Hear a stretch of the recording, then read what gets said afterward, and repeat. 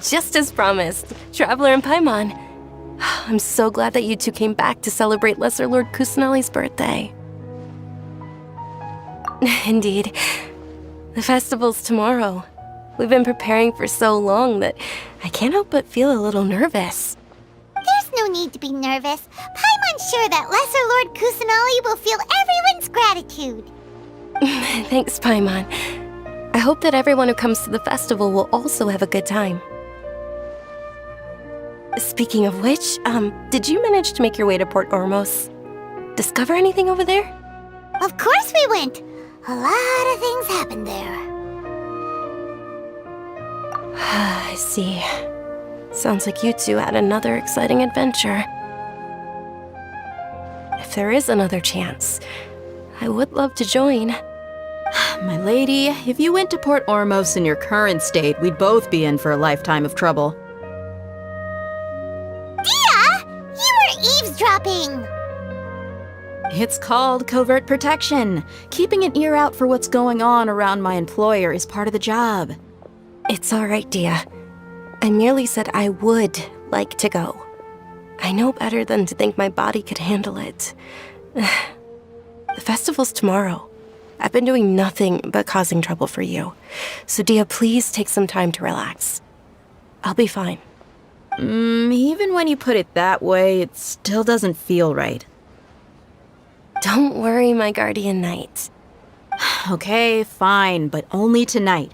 Tomorrow's a big day, and many no-good scumbags are gonna try to take advantage of that.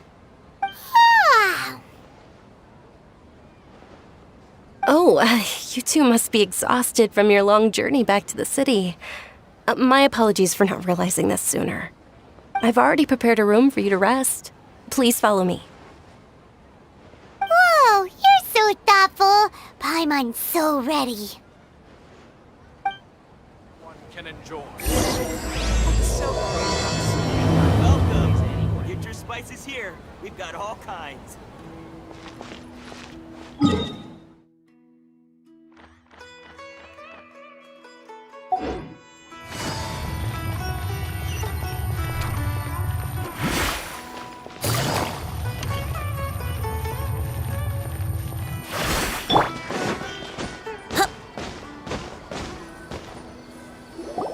Here we are. It's also fairly close to where I've been staying. It looks really nice.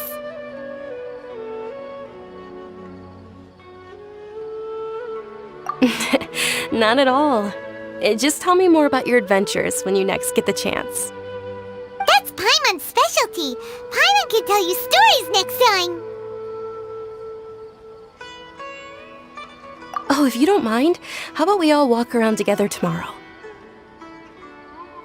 All of my friends will be working the festival, and Dia is still insisting on her covert protection. Yeah. It'll be pretty hard to relax and enjoy the festival if Dia's constantly hovering over you, right? Then let's meet at the nearby bazaar first thing tomorrow morning. Have a great night. It's a deal. Good night, Dunyarzad. I may be too excited to fall asleep tonight. See you tomorrow. Paimon's starting to really look forward to the Sub-Zero festival too. Will there be lots of yummy food? Oh, no. Thinking about food is just gonna keep Paimon up all night. The earlier we sleep, the better. Let's go inside, Traveler.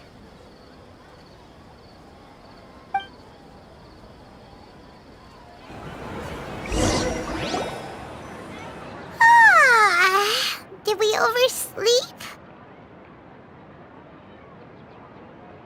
We should go meet Dunyarzad right away.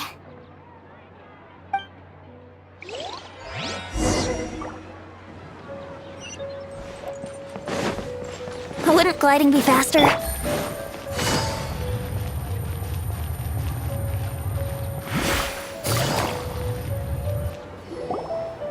Traveler, Paimon, I've been waiting for you two. Good morning, Dunyarzad. We must have overslept a little bit. Not at all. I arrived early. Today is finally here. I must cherish every moment as if it were gold. You've worked so hard for this day. You gotta enjoy it to the fullest. You know it. Oh, it's just that, as expected, I had some trouble falling asleep last night. I'm hoping my body won't be too much of an issue today. Well, shall we? Let's start with the stalls over there. Many vendors came out of the blue to support the event, and they insisted on covering costs themselves. Let's go give them some business. They paid for everything out of pocket? Oh, sounds like they're not in this just for the Mora. They all said that contributing to a lively festival atmosphere is more important than money. Especially since we don't often get to celebrate Lesser Lord Kusanali's birthday. Ooh, they're selling food over that way! Let's go take a look!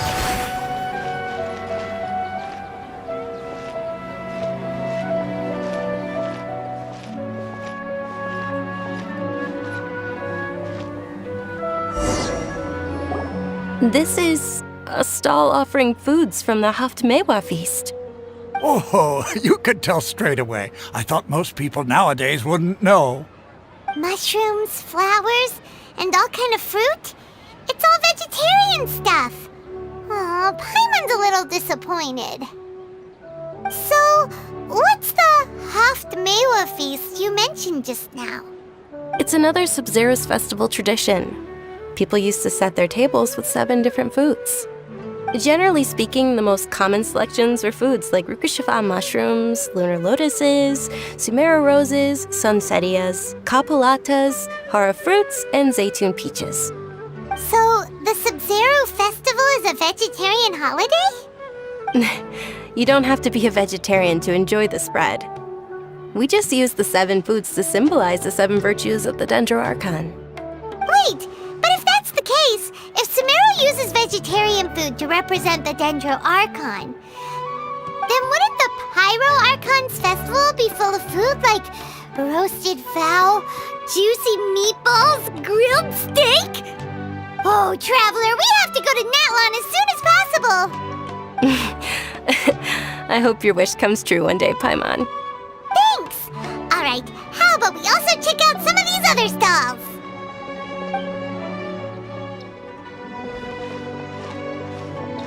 Dear customers, would you like to try your hand at alchemical divination? What's alchemical divination? Those two things sound like they'd be fun to try together. Right? I thought the same when I first heard about it. It is said to be a mysterious craft invented by none other than Lesser Lord Kusanali herself. So, how does it work? It's quite simple. After you give me any 2 alchemical reagents, I'll use them to perform a random transmutation. Sure sounds random. So random that it will probably fail. That is precisely what we need. After the transmutation fails, your one and only diviner here will interpret the remnants. Well, according to Lesser Lord Kusanali, everything is interconnected, and all that occurs can be traced back to fate. You could say this is a pearl of old wisdom. Why does everything sound so much more credible when Dunyarzad says it? Are you guys working together? So that's the true wisdom behind it. This young lady sure knows her stuff. So, how about it? Want to give it a try?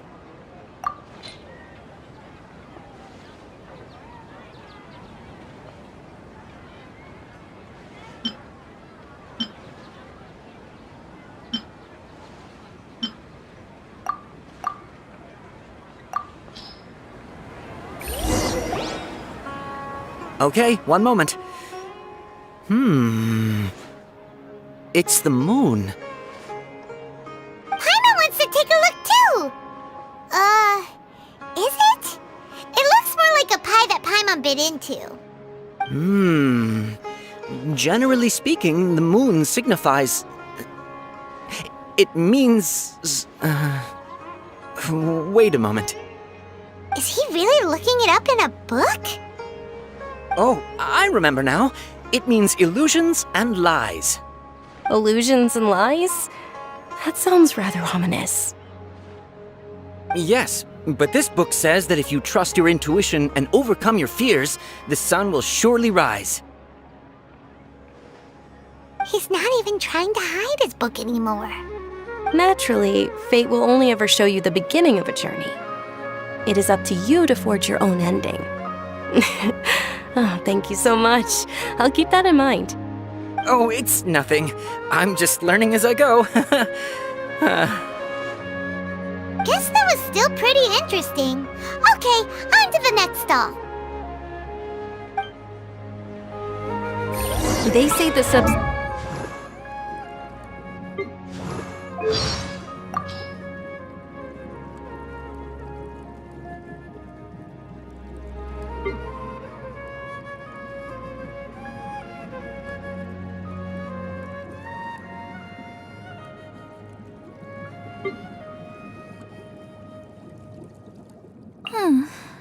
Why do I write reports rather than using my divination to earn Mora?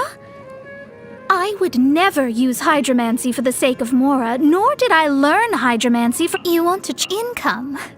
You want me to— Mona Magistus, the golden rule, all my hobby. Stargazing. In fate is called as such, for it cannot be changed, nor can it be reversed. It can only but be accepted.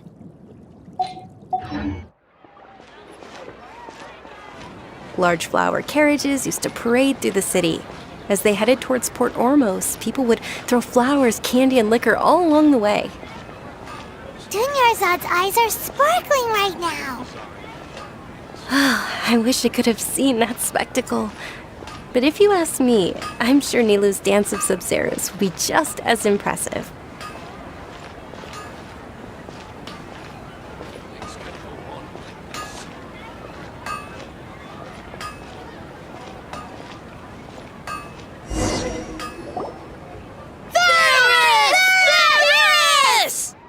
Attention! Soldiers, fall into formation if you want any Yalda candies.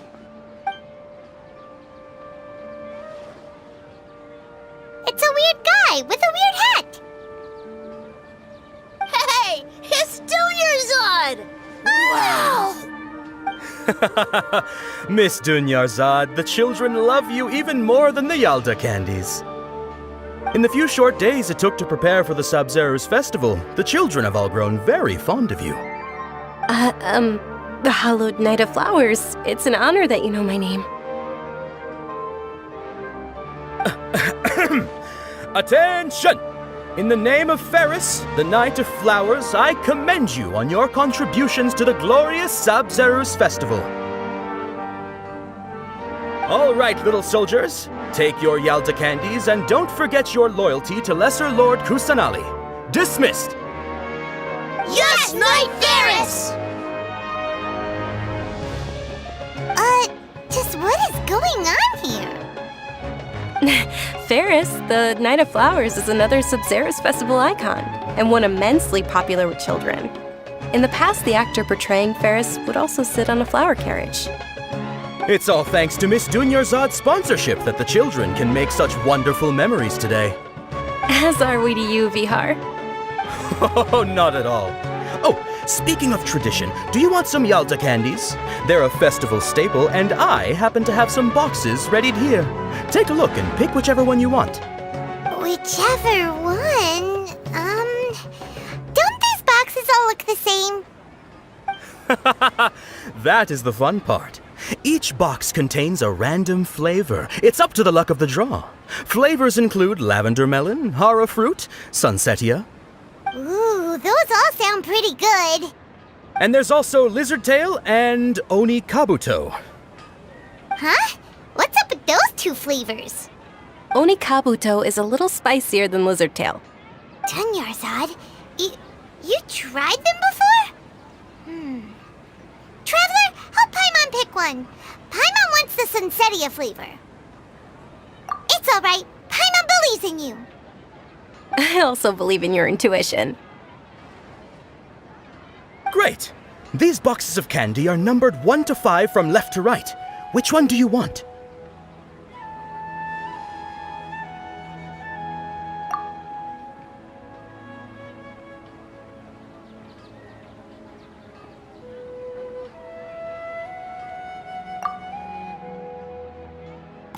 Attention! That's unfortunately lavender melon. Oh, Paimon thought you survived so many epic battles because you had incredible luck. But looks like Paimon was wrong. The Sunsetia flavored candy was in box number 4. How about this? The most important thing is that everyone has a good time at the festival. So please, take both boxes. Really? Thanks a lot, Knight of Candies! It's Night of Flowers, not Night of Candies.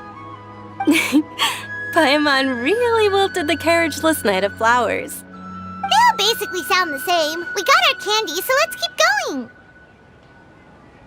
Oh, actually, I just remembered that I left something behind.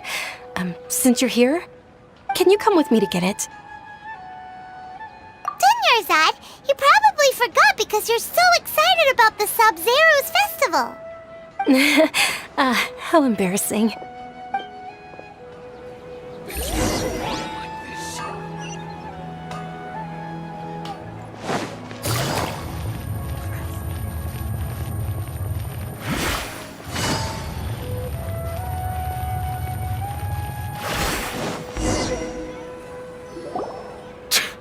We're too late. Who knew the little lady was such an early riser? I know, right? Hey, wait a minute. Boss, isn't that her? Oh, that most certainly is. We're in luck. She's walking right into our clutches. Those Eremites don't look like they're up to any good. Who are you? I don't believe the Homayanis hired you. That's right.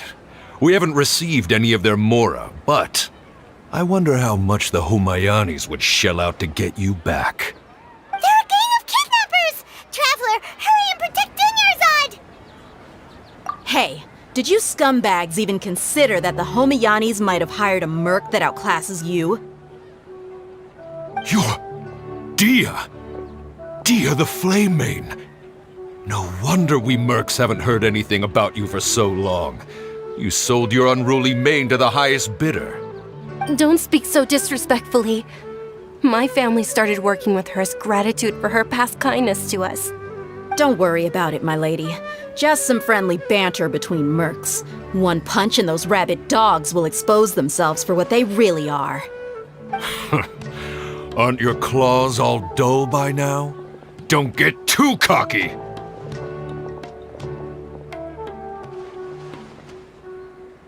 Traveler, take Miss Dunyarzad to a safe location. No, we're gonna stay and help. There's too many of them.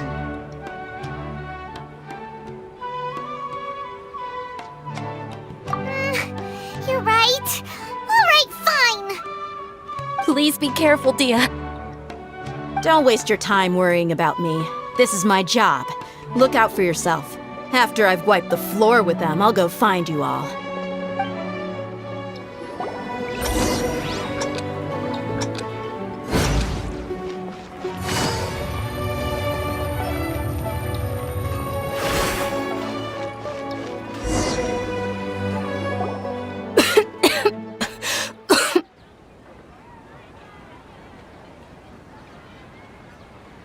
Dunyarzad, are you okay?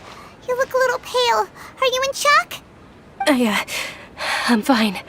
My body always reacts like this whenever I exert myself too much. You sure you're okay? I'll be fine after some rest. I'm more worried about Dia. After all, none of this would have happened if I hadn't insisted on coming out today. Yeah, don't worry.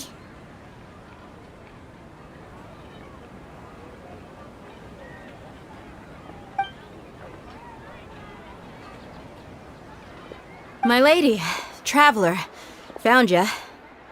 Dia! You took care of them so fast! Any more of them? Or rather, did anyone follow you? Dia, your arm! Oh, this? I'm fine. It's just a scratch. Normally, they wouldn't have been able to land a hit on me at all, but I'm still getting used to this new greatsword. Please, let me take a closer look. Come on, it's nothing. Us mercs aren't as fragile as you think. Hold on, you said something about a new greatsword. What happened to the one you were using before? About that. Well, I sold it, because I was low on Mora. Stuff like this happens every now and then. It can't be. The anonymous donation that was used for the venue's final round of preparations?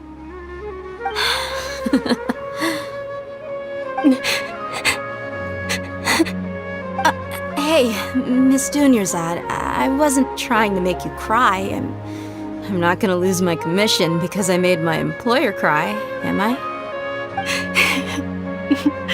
Okay, making your employer cry won't affect your commission, but selling your weapon without permission and getting hurt? I'll have to reevaluate your performance.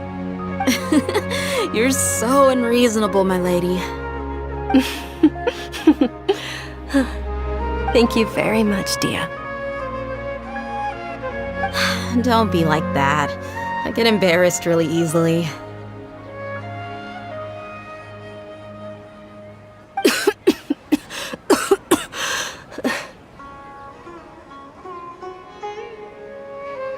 Are you feeling unwell again, Dunyarzad? My lady, your condition. Traveler, can you take her somewhere to rest? I'll look around the area to make sure we're safe from an ambush. Truly, I'm sorry for the trouble, everyone.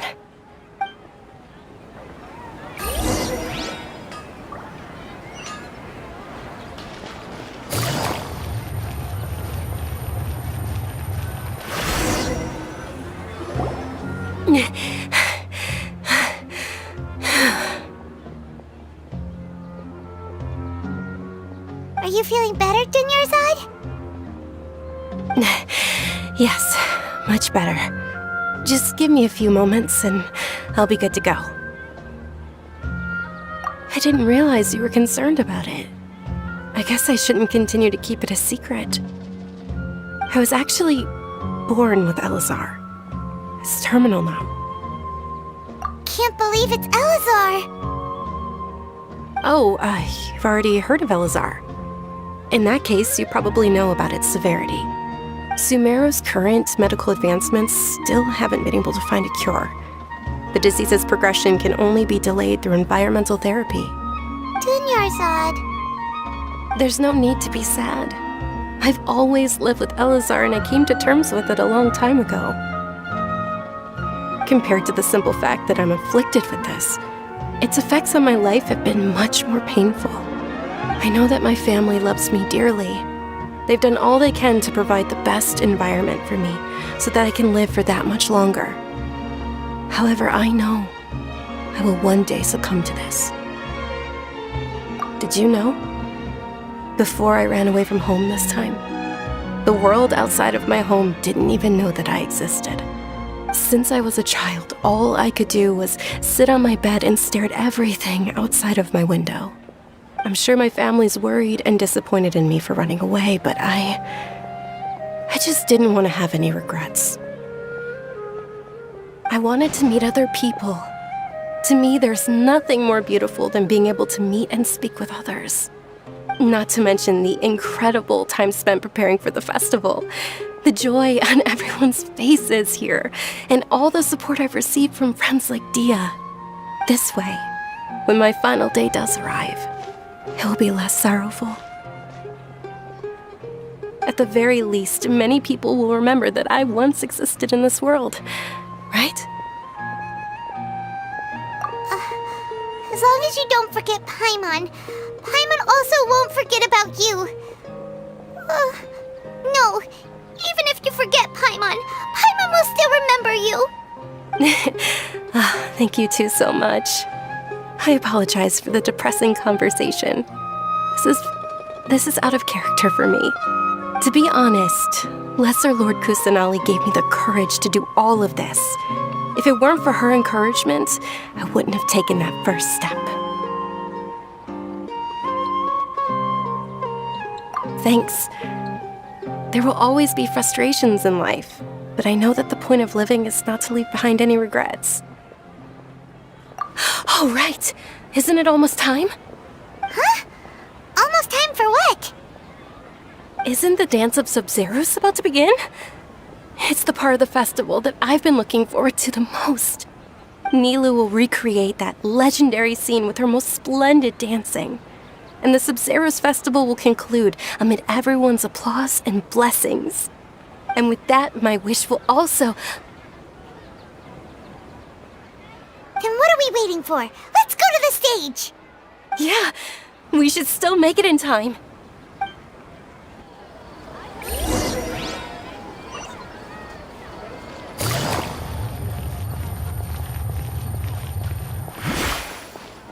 Take it easy.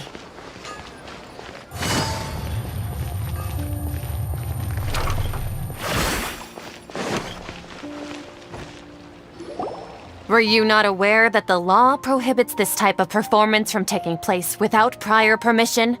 Over there! Someone's yelling at Nilu! I think I just saw the Academia's Grand Sage. Why is he here in person? But the Dance of Sub-Zeros is one of the key parts of the Sub-Zeros festival. If we can't perform it... The Sub-Zeros Festival. The law also prohibits the private hosting of large-scale religious festivals. Only the Academia can host such an event. If you continue to resist, we will have to order an investigation into every single event organizer. The Grand Sage has already granted you much leniency. I advise that you exercise tact. How did things turn out like this? The Academia was originally responsible for the Sub-Zeros festival, but they failed this responsibility for many years. I need to speak with them. This is a hard pill to swallow, but you're right. Things would only get worse. Art, dance. Aren't you ashamed of pursuing such frivolous and meaningless activities in this land of knowledge and reason? Our Archon created the utopia that is Sumeru City for all scholars who sought validity, verity, and truth, while people like you wish to defile it. No. I believe that our Archon never rejected the arts. Even the goddess of flowers dedicated a dance to her. With your lack of intellectual credentials, I do not believe you are qualified to debate with me. What you should be doing is finding workers to tear down this ridiculous eyesore.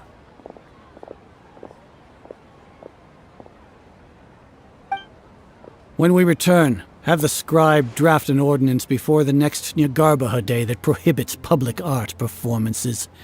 We will announce it to the public later via the Akasha. Understood. I will inform him when I return.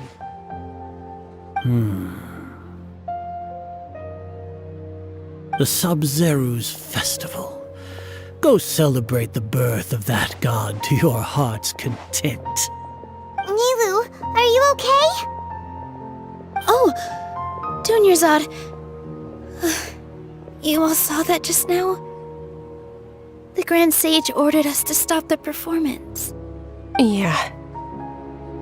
Let's go somewhere the Academia can't find us and perform there. But how do we let everyone know? And what about the atmosphere on the stage? Or we could get people to block them off so they can't interrupt the performance. No. They just threatened to investigate the organizers. If we were caught... Nilu, it's all right. Don't worry about it. But you've been looking forward to the Dance of Sub-Zeros so much, and I know how important this festival is to you. I don't want you to have any regrets. It's okay. Seeing you care this much about my feelings is more than enough. It would be too risky to continue the Sub-Zeros festival at this point. I don't want to get everyone in trouble.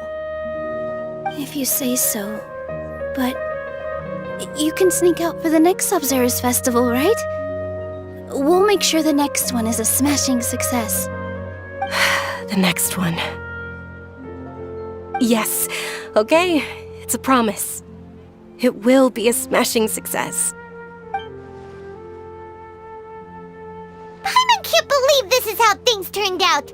Those heartless geezers. It really is okay. There's nothing we can do about it. Still, I'd be lying if I said I had no regrets.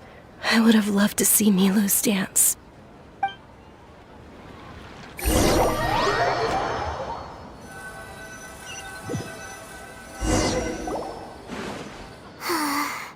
A lot happened today.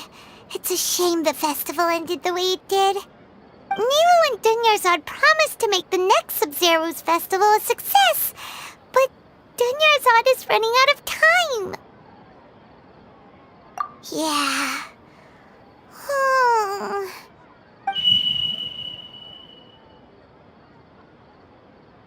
All connections have been secured to construct the most stable framework possible.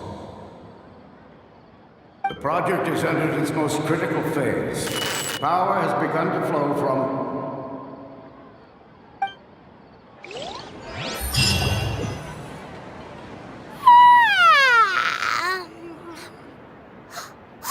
We're gonna be late! It's all because you wouldn't get out of bed! We should go meet Dunyarzad right away!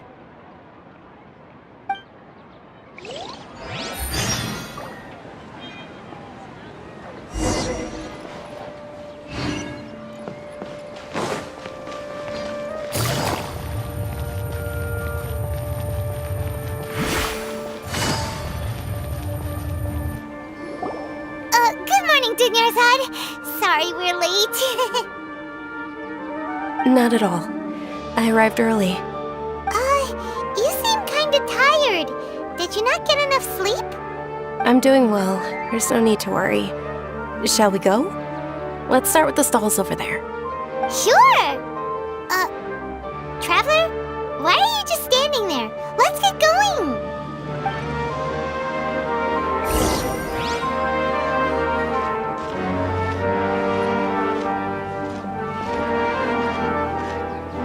Ooh, they're selling food over that way! Let's go take a look!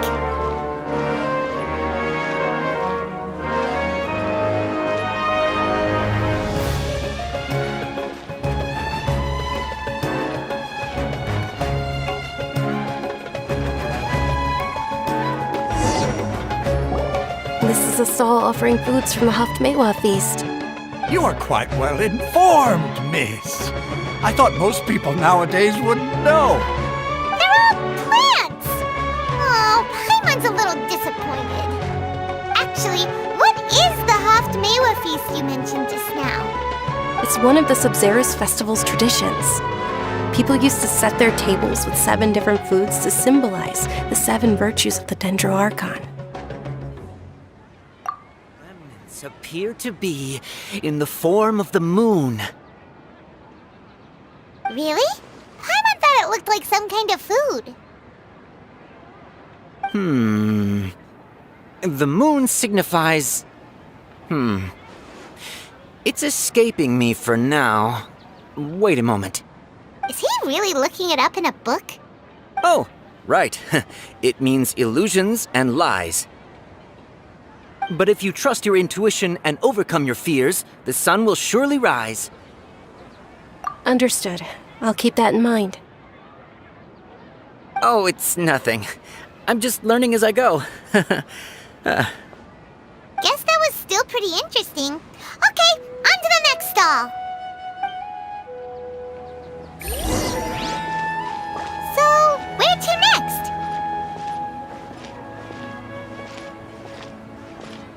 Trust me. Just take my word for it.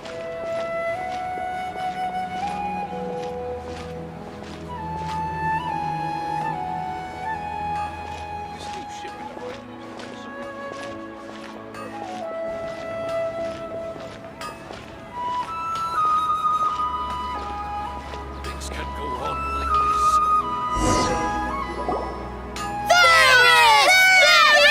Varys! All right, soldiers. Now that you have your Yalda candies, don't forget your loyalty to Lesser Lord Kusanali. Dismissed! Yes, Knight Varys! What's going on? Is this a play? Ferris, the Knight of Flowers, is another Sub-Zero's festival icon and one immensely popular with children. It's all thanks to Miss Dunyarzad's sponsorship that the children can meet the Knight of Flowers. Oh, do you want some Yalda candies? I happen to have some boxes readied here. Take a look and pick whichever one you want. What's to pick? Don't these boxes all look the same? It's not that simple. Each box contains a random flavor. It's up to the luck of the draw.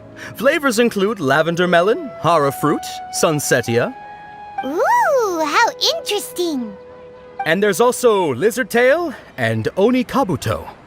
Ugh, why do those flavors even exist? Traveler, help Paimon pick one. Paimon wants to eat the sunsetia flavor. Great!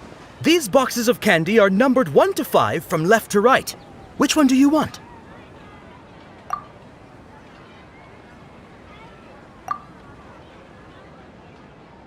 Ah, excellently chosen. Number 4 is indeed sunsetia.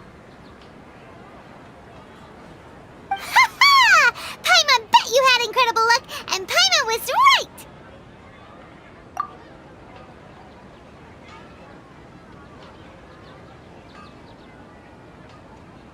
Huh? How's that possible? It's obviously random. Maybe we didn't sleep very well last night. Or maybe we slept too much.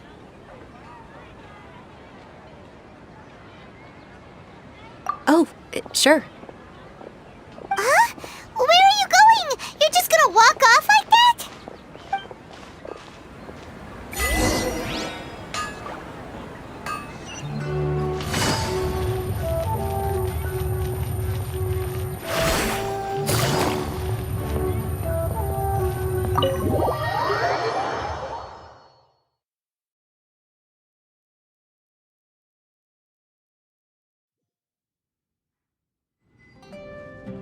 A feeling of deja vu?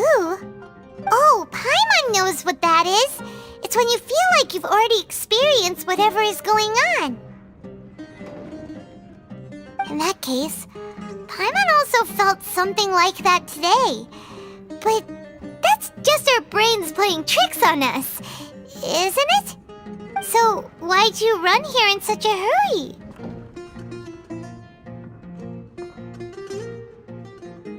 So that's it!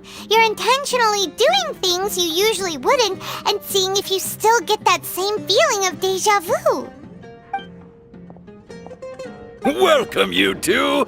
Are you here for lunch? What would you like to eat? Got it. You don't look like you're from these parts, but I gotta say, you've got good taste. I'll give this order to the kitchen. Coconut charcoal cake? Isn't it that burned thing that didn't look tasty at all? Oh, Paimon understands what you're trying to do now. You'd never normally order something like this.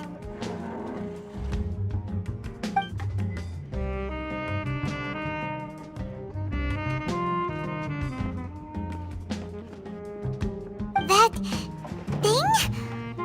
Are you really gonna eat it? Isn't this going a bit too far?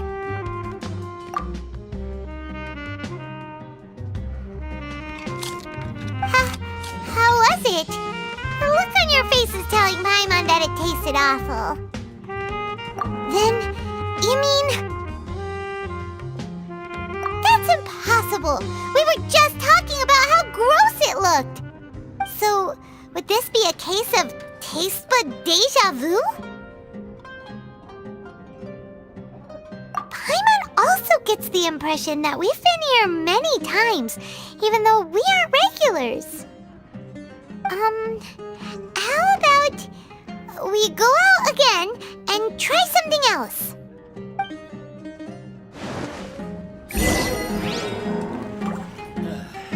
You just can't beat the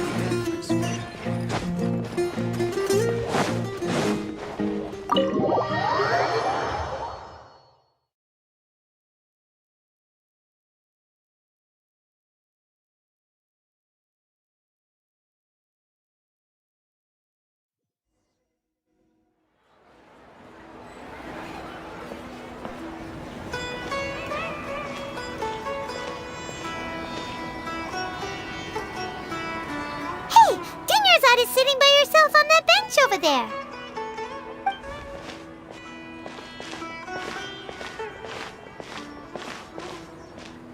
What a coincidence, Dunyarzad. We meet again. Why are you sitting here all by yourself? Oh, I ran into some kidnappers just now, but thankfully Dia came to my rescue. I started to feel unwell after that, so I sat down here. Kidnappers? Oh my goodness, are you hurt? I'm okay. Dia's arm got scratched, but it isn't serious. Whew, that's a big relief. But, Dunyarzad, you seem a little down today. It's the Sub-Zero's festival, and you've been looking forward to it so much! Not at all. I've always been like this. Excessive physical exertion or strong emotions tend to aggravate my illness. Besides, no matter how amazing today may be, it is but a single day. After however many more days, my time will come to an end. Paimon doesn't quite follow you, and Paimon feels like something's really got you down right now. It really is fine. I don't mind. Huh? Did something happen? Dunyarzad, have you ever felt deja vu? You know, like when you've already experienced something that's happening right now? Deja vu? No. But my days have been the same for years now. Even if I were feeling deja vu, I suppose I would already be used to it. Oh, Paimon sees. Then, is it only the two of us? It's almost time. Huh? Time for what? Nilou's Dance of Sub-Zeros is about to begin. Let's go.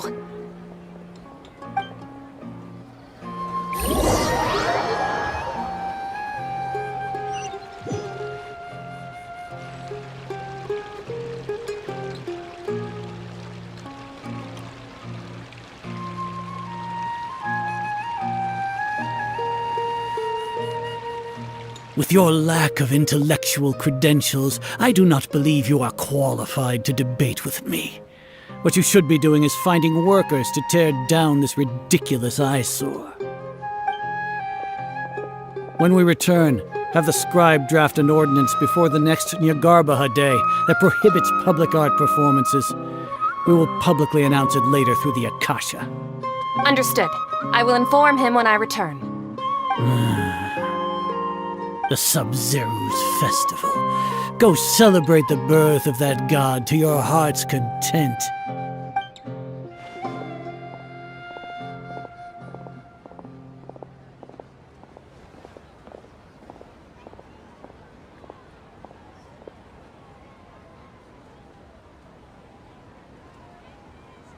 Nilou, are you okay? Oh, Dunyarzad. The Grand Sage ordered us to stop the performance. It's okay. There's nothing we can do about it. But you've been really looking forward to this. I don't want you to have any regrets. It truly is unfortunate, but I don't want to cause trouble for anyone. Didn't the Grand Sage say that he might investigate the organizers? True, but...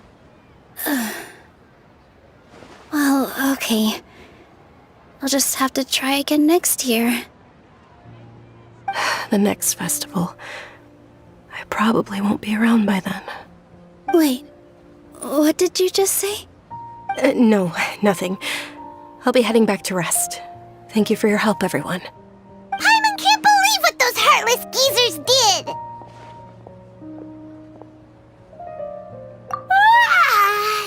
Did Dunyarzad already go back? We should also return and get some sleep.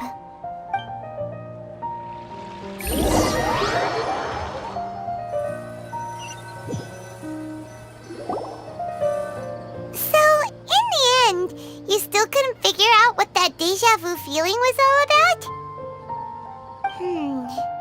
Maybe it really was because of exhaustion. Same here. That's why Paimon stopped thinking about it halfway through the day. Then, how about we settle in and get a good night's sleep? For now, we can chalk things up to exhaustion. We can do more thinking tomorrow.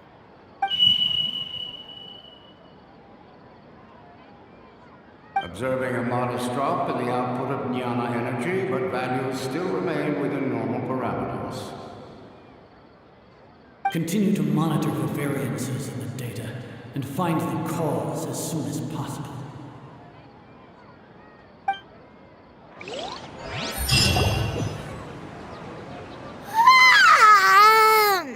Why does Paimon feel so tired after so much sleep? Anyway, we should go meet Dunyarzad right away.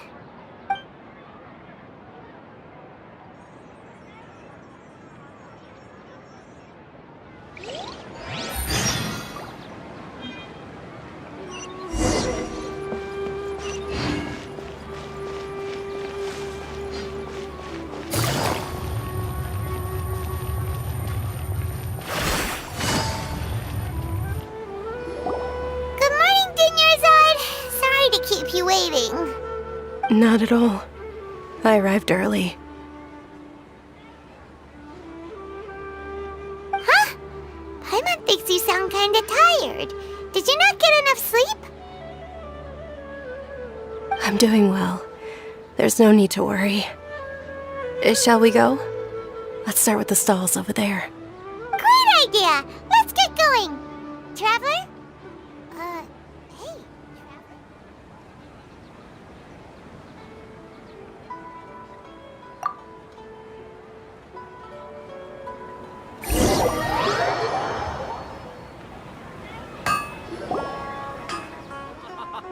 It's all thanks to Miss Dunyarzad's sponsorship that the children can enjoy the Sub-Zero's festival.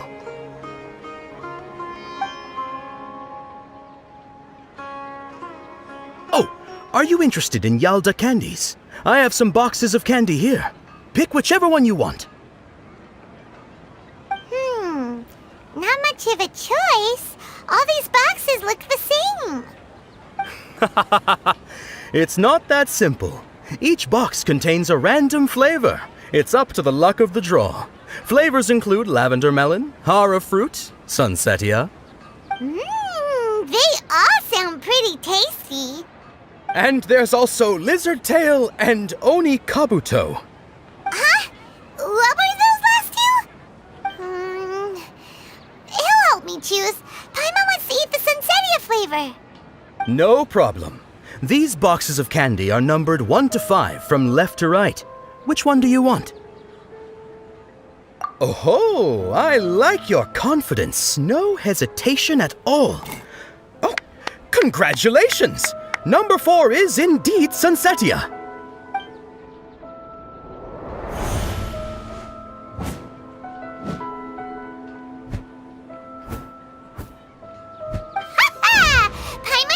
He always had incredible luck.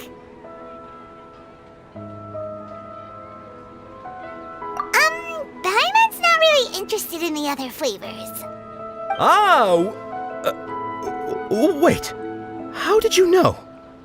Don't tell me that you already knew which flavor was in each box. What? He was right about all of them? That couldn't have been luck. How is this possible? I packed all those boxes this morning, and they've been sealed ever since. You couldn't have known beforehand. Mind reading? X-ray vision? Or some kind of magic trick? This is way too freaky. Tell us what's going on. Since when did you get superpowers? Traveler?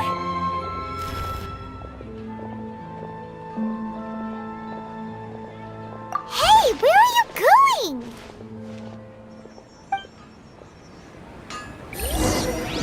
What's going on? Did you see something? Us leaving Dunyarzad without letting her know is kinda rude, you know.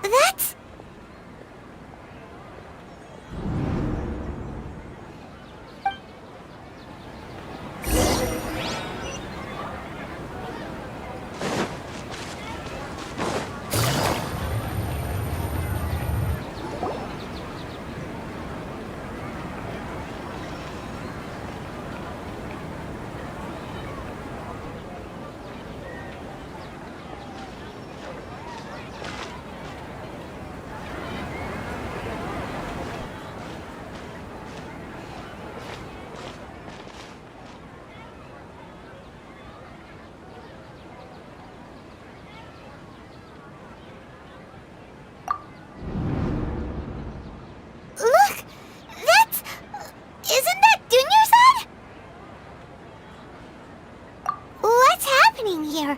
Why are there 2 Dunyarzad's? You already know that this isn't your first Sub-Zero's festival, don't you? I'm sure you already know how to use this. A knowledge capsule? Where did you get it? What's inside? You should use it too, Paimon. You know Paimon? Well, this seems kinda sketchy, but Paimon feels like this is what we should do.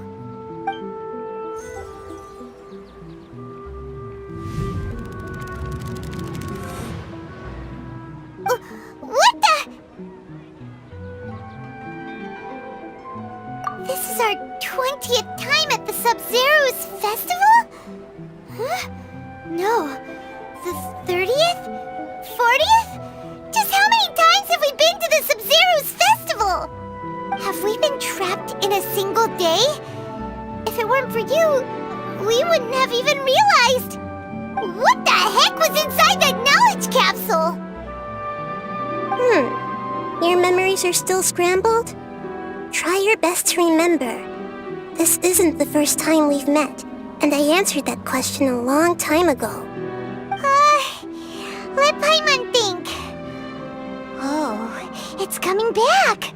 Meeting you was the real catalyst for restoring our memories, and the knowledge capsule was just your means of showing our minds the way. What about everyone else? Why are you only helping the 2 of us? Your sense of deja vu is stronger than everyone else's, yes? As for an explanation, you two received the blessing of Dendro, and you also have special, sensitive constitutions. It was as if a single sheet of paper was separating those memories from your consciousness. A familiar question.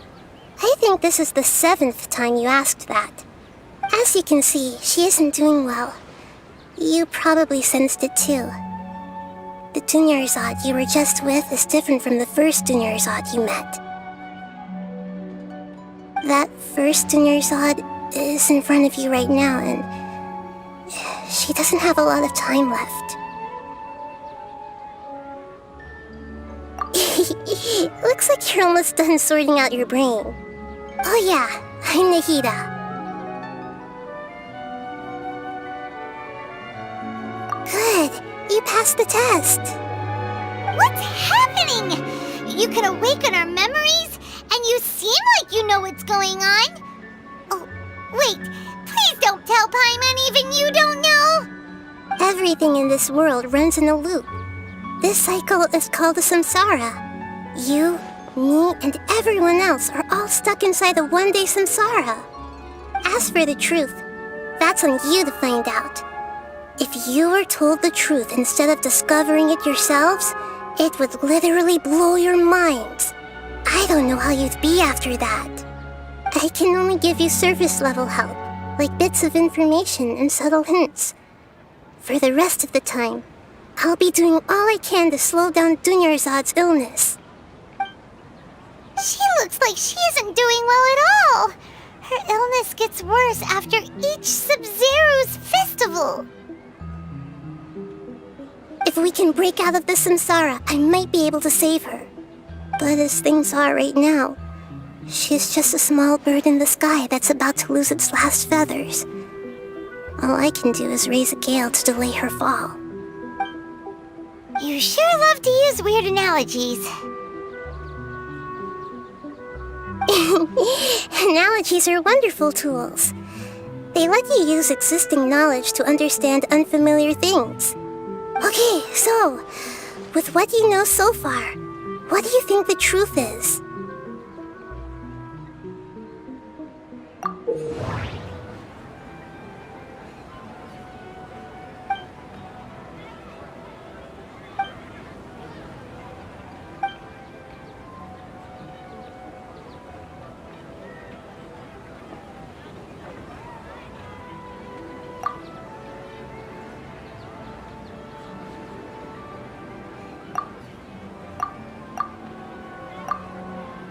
The Grand Sage said, "Go celebrate the birth of that god to your heart's content." Did he mean something more?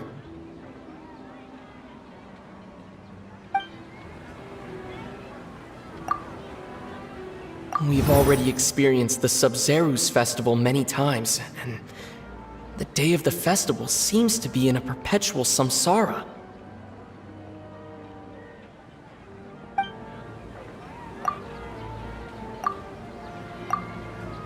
The moon, illusions, and lies. What do they all mean? What's happening right now seems to have happened before. My mind feels exhausted.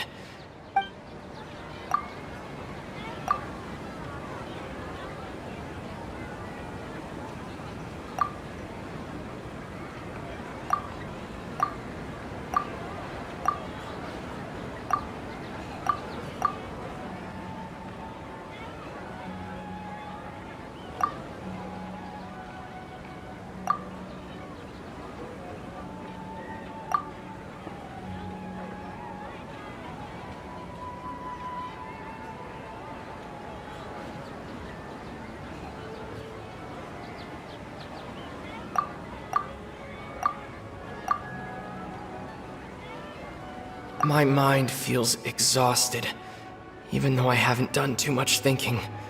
What is going on? What's happening right now seems to have happened before. The moon, illusions, and lies. The Grand Sage said, "Go celebrate the birth of that god to your heart's..."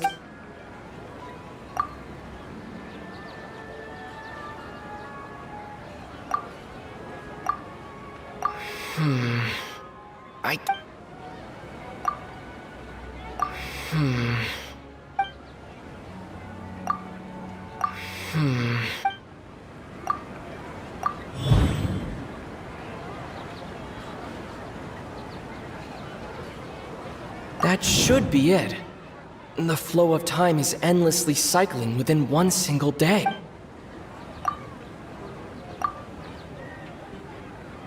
The moon, illusions. We've already experienced the Sub-Zerus festival many times.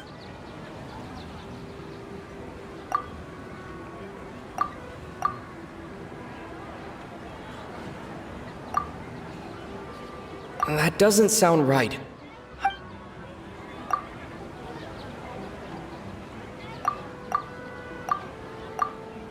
That doesn't sound right. A time loop. You've given similarly wrong answers in the past. A pity. Still the wrong answer? Paimon thought that made a lot of sense. It feels like time's just repeating itself. A simple time loop can't explain some of the phenomena. You two are still missing a lot of information. Unfortunately, I can't give you any more hints.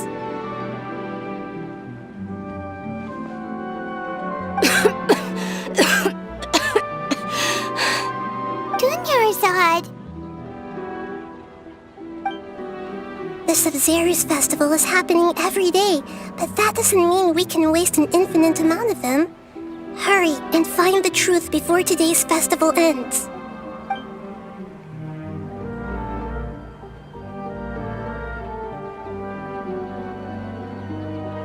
Let's think about our current situation. To save Dunyarzad, we have to escape the samsara of the Sub-Zerus festival. And to do that, we need to figure out what's happening. The truth.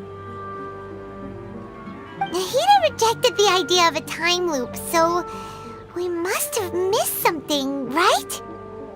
Paimon's memories say that we've already done this many times, but let's go talk to people again. It's more productive than sitting here and scratching our heads. Why don't we start with those stall owners?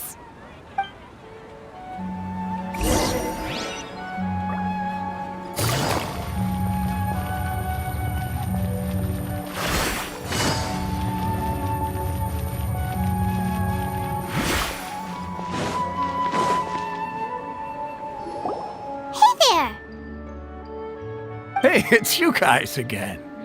Where's your cultured friend? She's feeling a little unwell. I see. Did you come back to buy something? I guarantee the freshness of my products. I harvested them from the forest just yesterday. Huh? What brought this about? I hurried back from the forest yesterday, and I'm selling produce here today. I haven't felt anything strange. To put it another way, if you really think about it, was yesterday truly yesterday? Did you actually come back from the forest yesterday? What kind of philosophical nonsense is this? Are you two daydreaming? Didn't you know that no one dreams in Sumeru? Go somewhere else if you want to find someone to daydream with.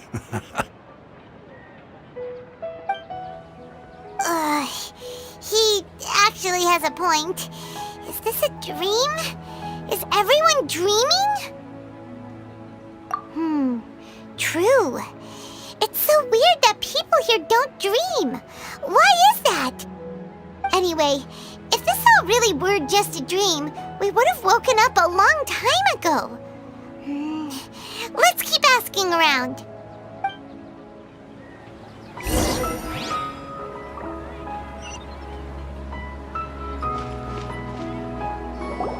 Oh, it's you two.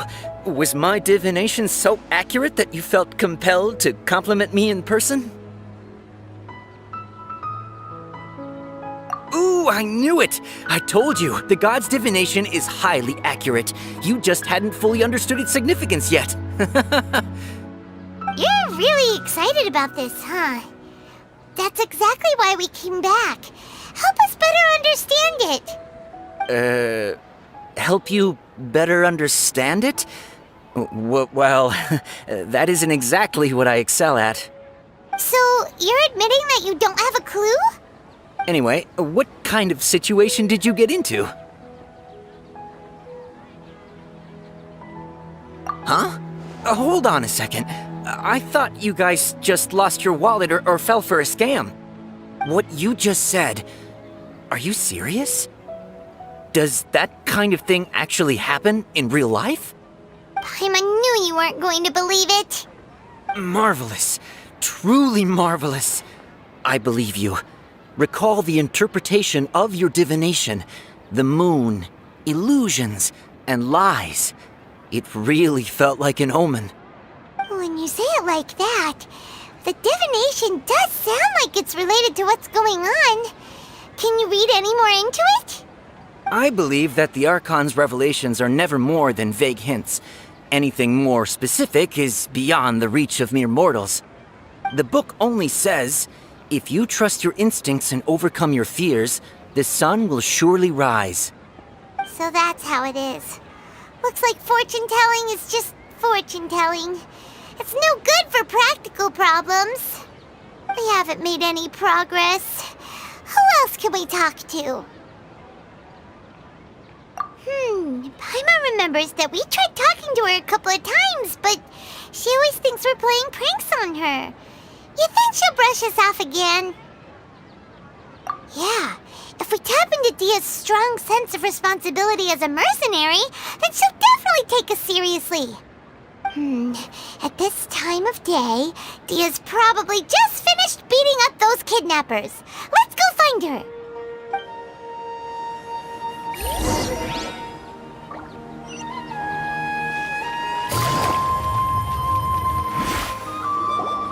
I'm fine, my lady. It's just a scratch. Perfect timing. Both of you are here. Paimon, Traveler, you came at just the right time. Listen, there was a dangerous Huh? You saw? Then why didn't you jump in earlier? If someone was protecting Miss Dunyarzad, I could have went all out. Anyway, can you do something for me? You want the Traveler to take Dunyarzad somewhere to rest up while you check to see if there's still any kidnappers around. Did Paimon get that right? How did you know what I was going to say? We need to say something convincing.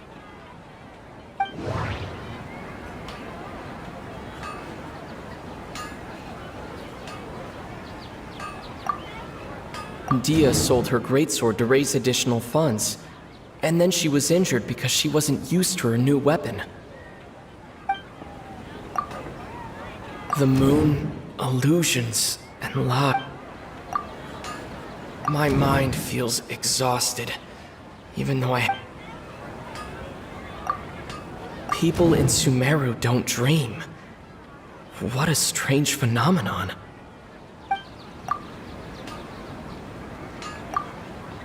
Tell her, Traveler!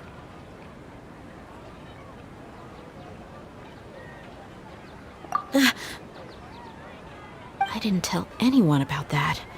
Including Miss Dunyarzad. You couldn't have known. And just now, you literally took the words right out of my mouth. What's going on? All right, so this is the situation.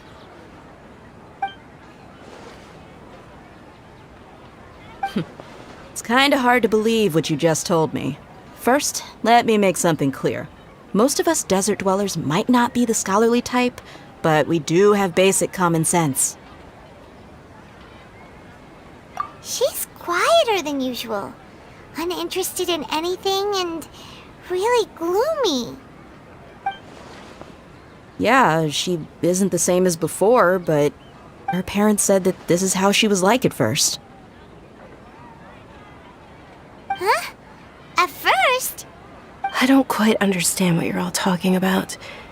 I'll go rest on the bench over there. My lady, are you angry?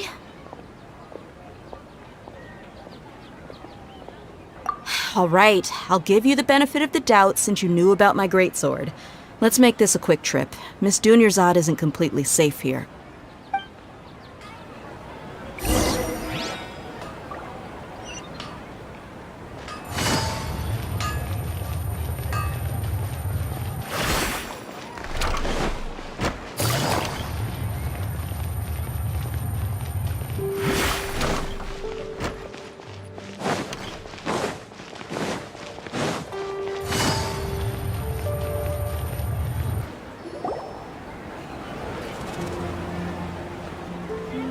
Nahida!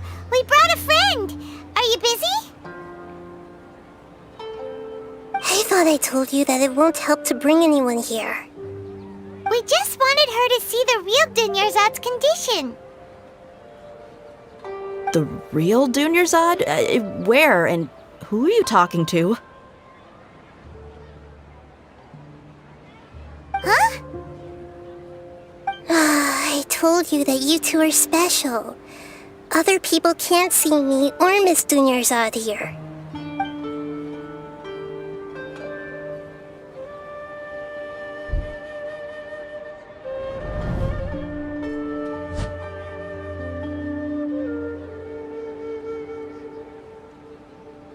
Hold on.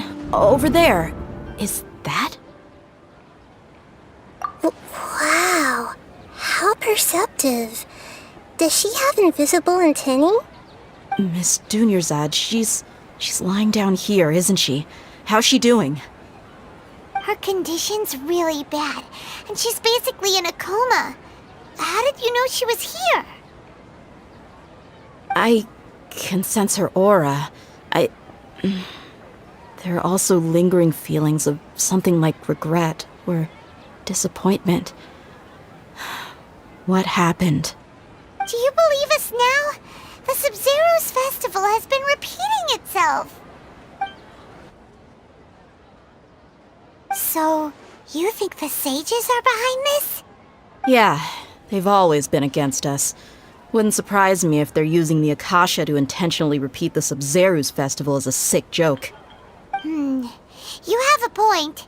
Aside from the Dendro Archon, the Academia's sages are the only ones in Sumeru who could pull off something like this.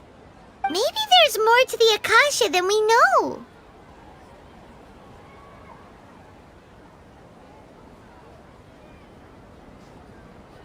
Right! Didn't you awaken our memories using something that looked like a knowledge capsule? That means you must know something about the Akasha! The Akasha relies on the power of a gnosis to operate, as it is the manifestation of the God of Wisdom's power. It compiles the wisdom of the entire populace, and it grants knowledge to the people. A Gnosis could do that? No wonder the Akasha is so magical. It's being powered by the Gnosis of Sumeru's Archon. So, this Nahida you mentioned, what did she say? She said, and Paimon quotes, "The Akasha relies on the power of a Gnosis to operate, as it is the manifestation of the God of Wisdom's power. It compiles the wisdom of the entire populace and it grants knowledge to the people."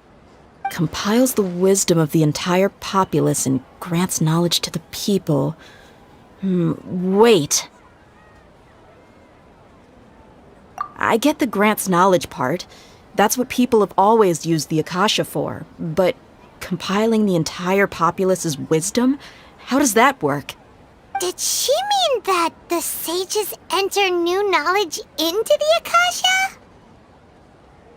Oh, yeah. That sounds about right. What do you think?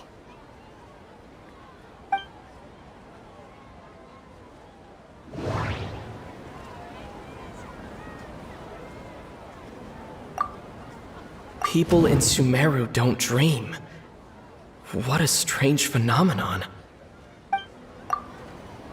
Okay, Nahida said the Akasha relies on the power of a Gnosis to operate, as it is the manifestation of the God of Wisdom's power. It compiles the wisdom of the entire populace, and it grants knowledge to the people.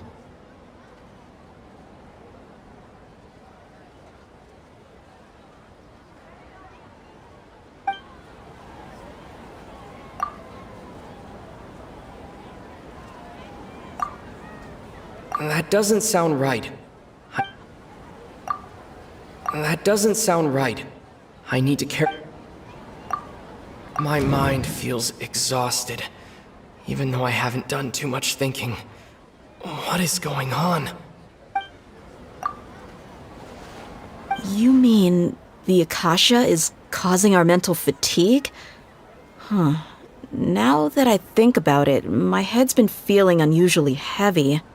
When the desert dwellers set off on their quest for knowledge, a sage once said, knowledge always comes at a price.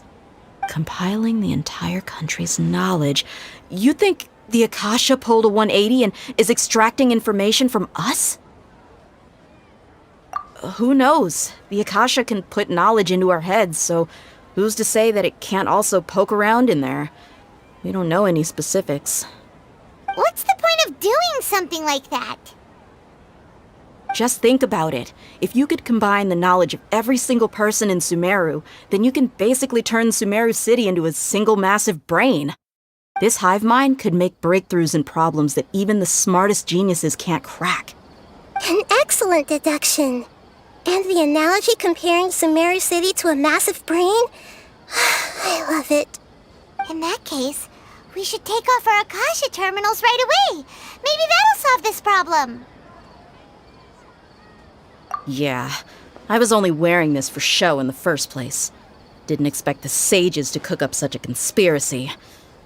Mark my words, when this is over, I'm getting evidence and exposing this whole thing to the public.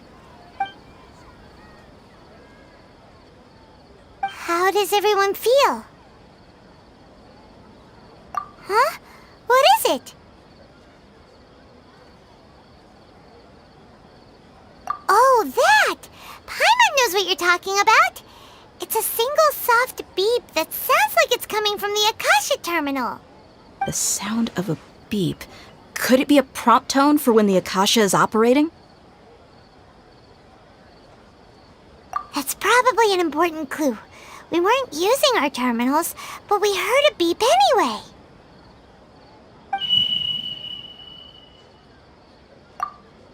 Traveler, did you hear that? I heard it too. Our ears aren't messing with us. There was definitely a beep, but it sounded like it was coming from inside my head. We took off our Akasha terminals.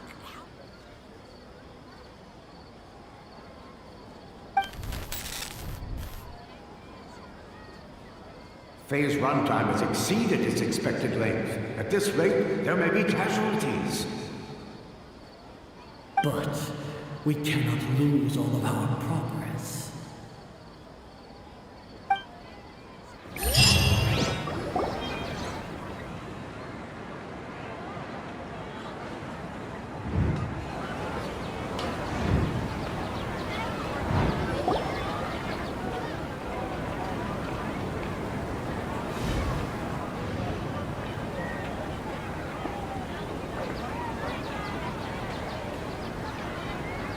Paimon remembers everything!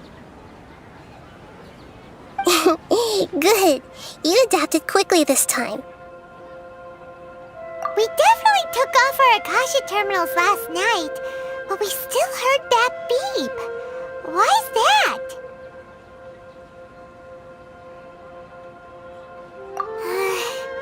But now we can at least confirm one thing. The Akasha definitely has something to do with whatever's trapping us in this cycle. Oh, Paimon doesn't get it.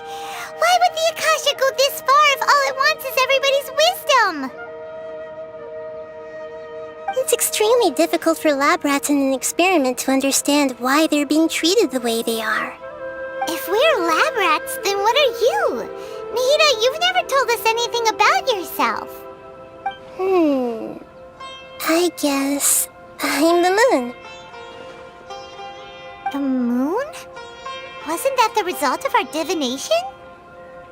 Anyway, knowing who I am won't help you get closer to the truth, so you should focus on other things. Don't get distracted and miss any clues. Okay then. Dia helped us a lot yesterday, so let's go find her. If Paimon's reading the time correctly, those kidnappers should be showing up soon.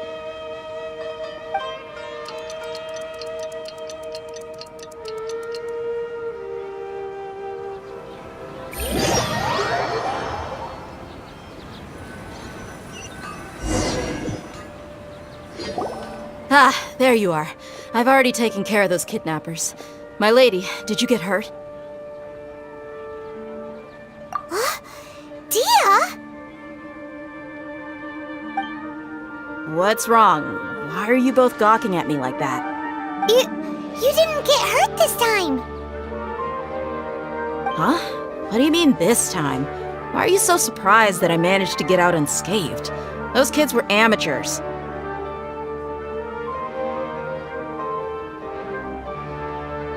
Shh!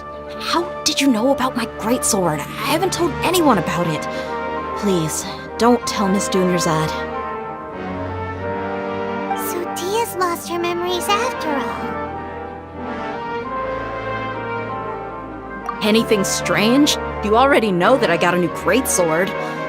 If I had to say something, it's weird how such a new weapon could feel so familiar. It's as if I've already used it to fight a countless number of battles. You're saying that although you don't remember using it, your body feels like it does? That's right. Both mercenaries and warriors heavily rely on muscle memory. Only knowing the theory of battle won't get you anywhere. Traveler, what do you think? Yeah, Paimon's feeling really hopeful.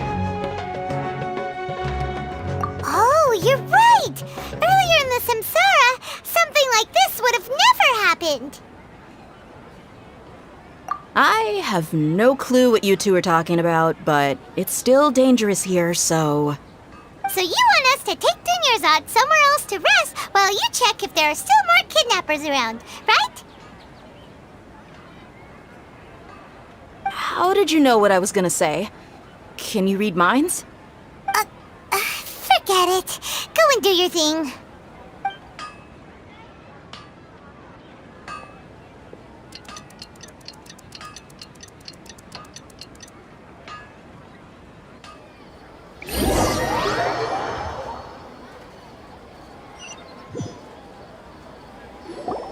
Whew. It's finally nighttime. Aside from Dia not getting injured, everything seems to have stayed the same. Listen, Nahida, we found out that Dia got out just fine today, even though she got injured every other time she fought the kidnappers. Do you think the Samsara has been broken? Have we saved Dunyarzad? Really? Good job on all that progress. Get some good sleep tonight. Hey, what kind of an answer is that? Tomorrow will come. Everyone assumes this is common knowledge, but the only way you can know that for sure is if you experience tomorrow. How many todays has it been? Is it possible that today will be followed by yesterday? Does tomorrow truly exist as anything beyond a made-up concept? It's even possible that this entire world is a lie, and the history of the whole world has just been one endless Sub-Zero's festival. Okay, no more. Paimon's brain is already shut down. That's why it makes no sense to waste your energy thinking about things you will learn tomorrow. Get some good rest. You know, use the bathroom and flush your anxiety dookie away. Huh? Hold on, what did you just say? Did Paimon hear you correctly? Huh? People always say they feel a sense of relief after they take a duk-duk. That's why I suggested you could try that. Is that so strange? It's so strange and so against common sense that Paimon's at a loss for words. You were sounding kind of smart just a minute ago. Yeah, even though it's happy and lively at the Sub-Zero's festival every day, it feels like it's been a long time since we've really gotten to relax. Let's go back to our room.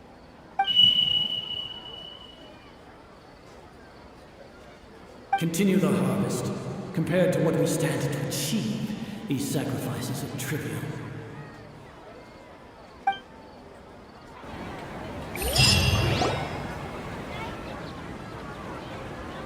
We're still in the same day! Nahida, you already knew last night that we didn't break out of the samsara? Why did you tell us? Would there have been a point? You would have spent the night with new worries, with tomorrow still out of reach. In that case, you might as well rest within that brief moment of hope. An opportunity like that doesn't come by often, and I thought it might help you clear your minds. Paimon thought the Duke did that! Whatever. Guess you were looking out for us after all. Of course. In the time we've been together, you two have been everything to me. Paimon's flattered and everything, but maybe you're taking things a little fast. What I mean is, even though I had asked you to solve this puzzle, you two are still the only ones who can see me and sense my presence. In other words, if you weren't here, I may as well not exist. That's why you two have been everything to me. Get it? Nahida's talking about confusing stuff again. Anyway, that's enough chit-chat. So, Traveler, did the new clues yesterday help you gain a new understanding of the situation? Huh? Why are you scrapping your previous theory? Oh yeah, you're right! Gosh, how did we not notice that? In a simple time loop, people's physical condition should also reset. So, what's your new hypothesis?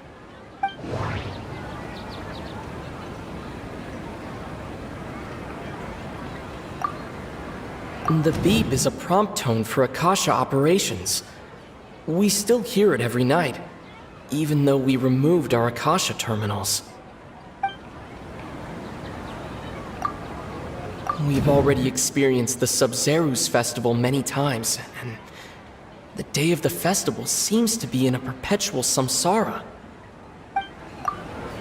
Okay, Nahida said the Akasha relies on the power of a gnosis to operate, as it is the manifestation of the God of Wisdom's power. It compiles the wisdom of the entire populace, and it grants knowledge to the people. Mercenaries rely heavily on muscle memory, and Dia was able to use her experiences to avoid injury in later samsara cycles. The moon, illusions, and lies. What do they all mean?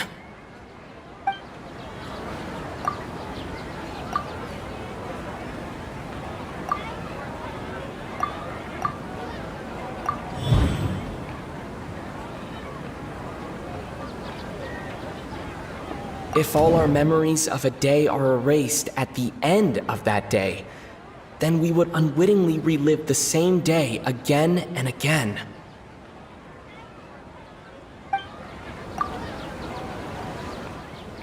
Oh!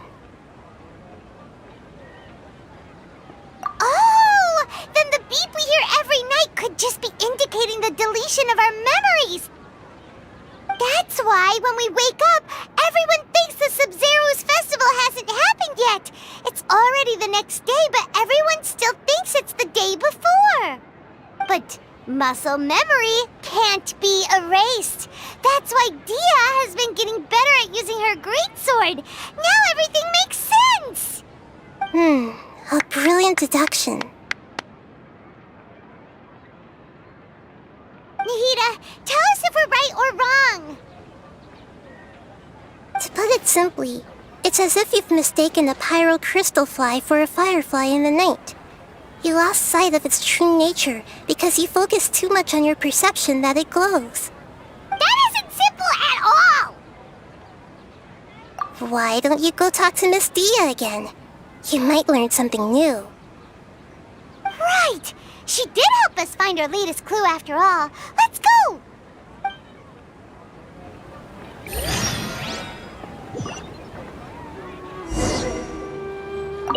We don't have many more festivals to waste. Hurry and find the truth.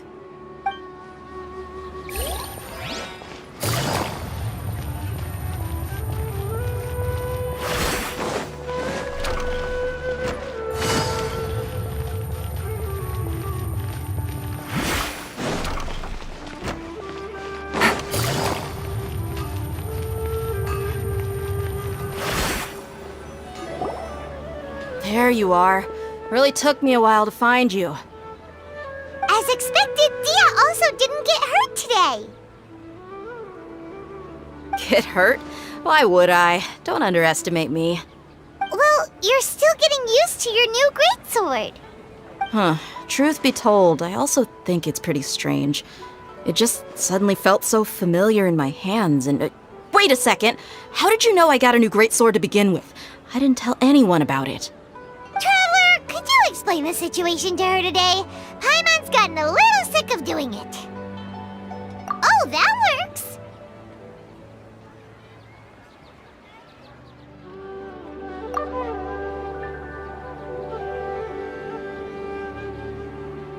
What happened to you guys while I was gone? Did you get brainwashed by some cult? Don't think too hard about it. Just take what we're saying at face value. Alright then, let me get this straight. You're telling me that my body's already gotten used to this greatsword, but my brain just doesn't remember it? Yes! Your memory's being erased every day! Then I'd have to disagree. That's impossible. Oh? Why do you think that? If we've actually been reliving the Sub-Zero's festival day after day, then what happened to the things we used, the money we spent, the food we ate? Common sense says my wallet should have emptied itself a long time ago. There's no way I wouldn't have noticed that.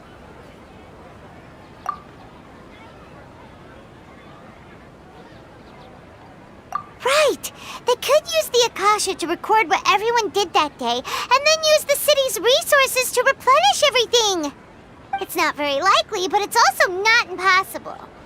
No, it is impossible. I've got proof. You have proof? Where? You two are surprisingly serious about this nonsensical discussion. Fine, I'll play along for a little longer. Come with me, Miss Dunyarzad. Please come along as well.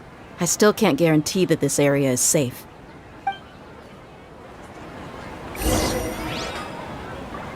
Paimon can't believe it's Dia who wants to show us something this time. 2 days ago, we were the ones taking her to see Dunyarzad.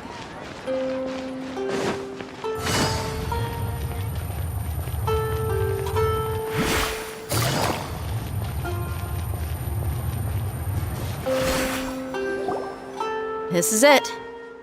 Huh? This is a wooden training dummy. What about it? See those marks on the dummy? Those are the result of several days' worth of practice. Let's say the sages didn't replace it every day, Shouldn't it be hacked to pieces by now? That's true, but what if they did? Then the sages would have had to reproduce every mark I left during previous training sessions. I'm a professional fighter. My martial school has always emphasized the importance of refined control. The force, angle, and entry point of each strike is calculated and deliberate. That's why I remember every mark on the dummy, as well as my state of mind as I made each strike. It's just as they say, each swordsman has their own unique style, and even the same swordsman can't make the same cut twice. It would be impossible to copy these marks. Is it really impossible? What if they used some fancy machine to carve every single mark? People often say that a camera's photo can never replace an artist's painting because the former has no spirit to it. The same thing applies here. At a mere glance, I can differentiate carved marks from the results of combat training. Whew, I hope that cleared things up for you. Hey, is this that new brain exercise game that's been super popular with the scholars lately? It's surprisingly fun. Anyway, it's getting late.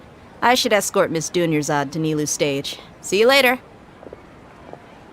Well, back to square one. Is our memory deletion theory also wrong? But at least we've reached some other conclusions in the meantime. Yep, that's true. So, can we think of any new ideas right now? Strange? Paimon feels like everything's been strange lately.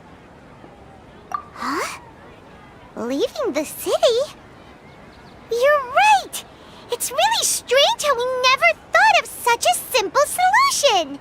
Many things should become clear if we can confirm the flow of time outside of the city. Paimon can't believe it! Did we miss this because we're tunnel visioning too hard on our other theories? Or because we're just too tired? How about we go back and ask Nahida? Maybe we've forgotten something about leaving the city.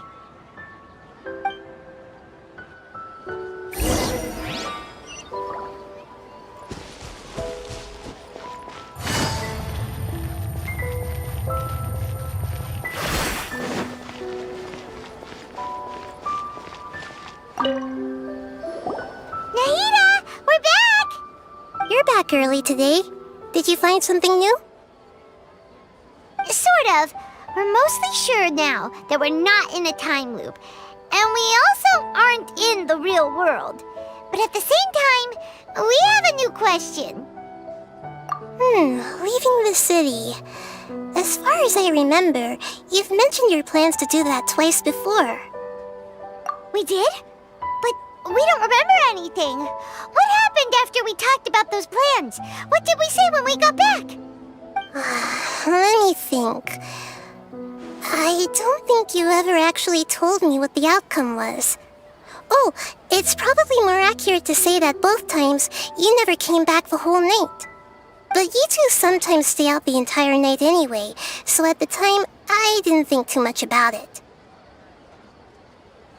It is true that sometimes we lose track of time during our investigations. Before we know it, it'll already be the next day.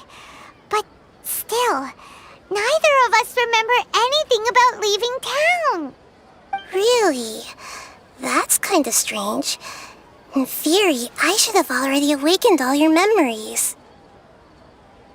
Yep, something here's definitely fishy. Let's get to the bottom of this tomorrow.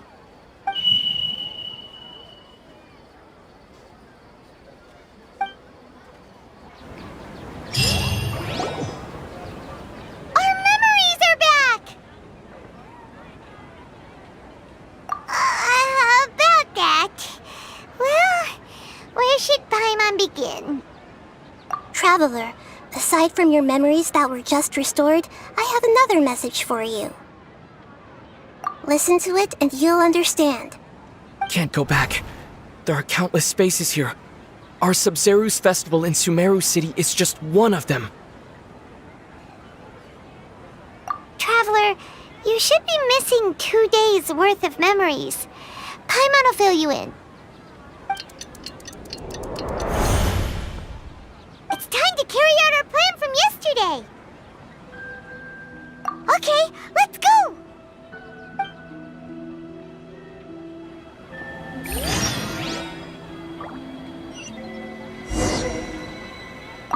We don't have many more festivals to waste. Hurry and find...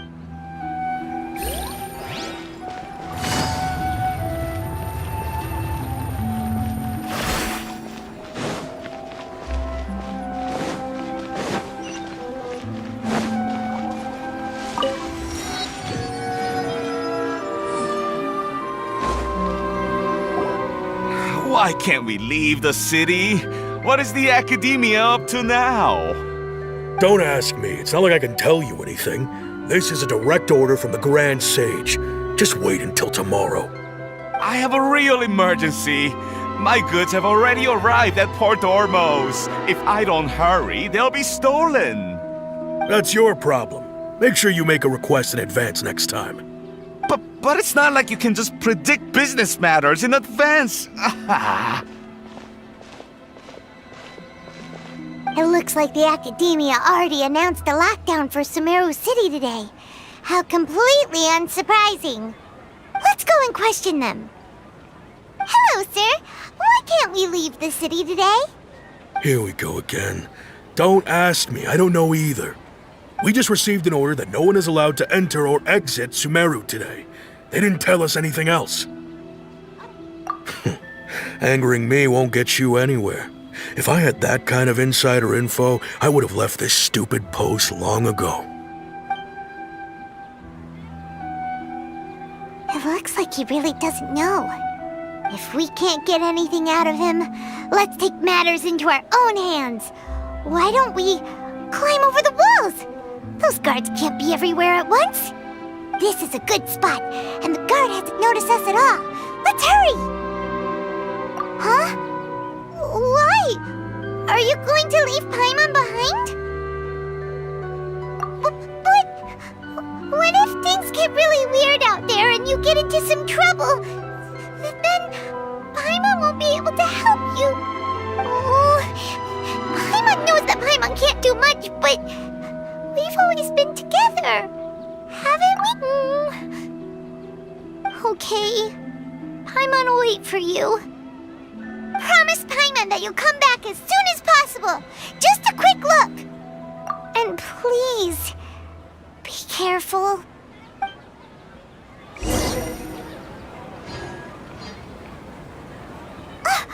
Memories! Traveler!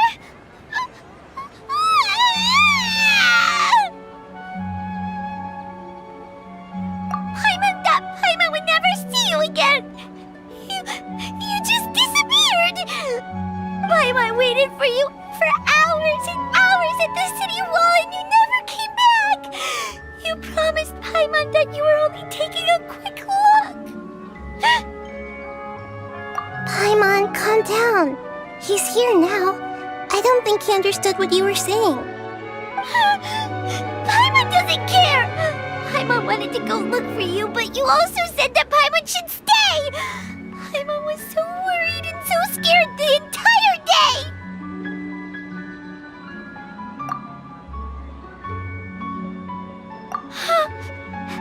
Okay. Paimon will forgive you. The most important thing is that you didn't actually disappear. Oh, Paimon was so scared that you had gone into another world!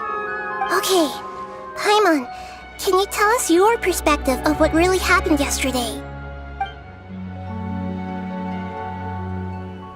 I see. Using two people's different perspectives. After that, you left the city. Paimon kept her eyes on you the whole time, but then you disappeared in an instant.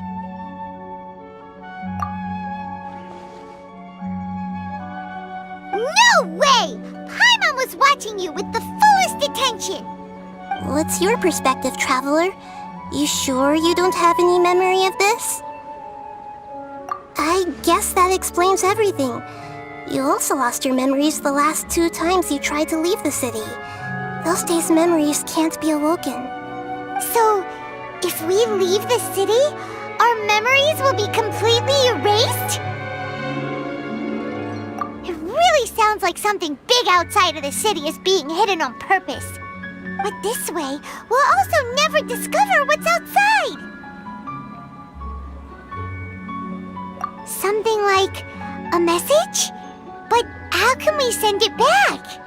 Don't look at me like that. I'm not used to being stared at. Well... Okay. You want something that can pass on messages, right? Give me some time and take care of Dunyarzad for me.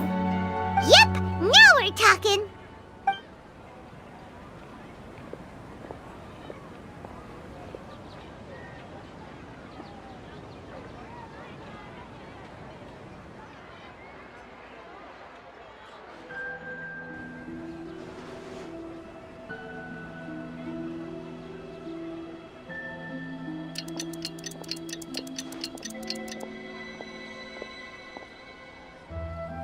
I'm done. Here you go. What? Isn't this just an Akasha terminal? You made some little changes. Akasha terminals are already capable of sending messages. I just tweaked it so that it could connect to any node. To make something like this? Nahida, you really know the Akasha like the back of your hand. Anyway, we can use this now to record a message, right? Yep. I'll help you save the messages. It should be pretty easy to use. I just can't guarantee the user's status and signal coverage when they're outside the city. We'll never know until we try. At least we're taking the initiative now. Let's go then. Let's expose those sages. All right. Paimon isn't as worried about being separated since it happened once yesterday. But Paimon still isn't happy about it. Okay, see you tomorrow, Traveler. That covers everything that's happened so far. Yes, although the signal was choppy and had some interference, we still managed to receive 2 messages from you when you were outside. Okay, now that you understand what's going on, let's hear the messages together.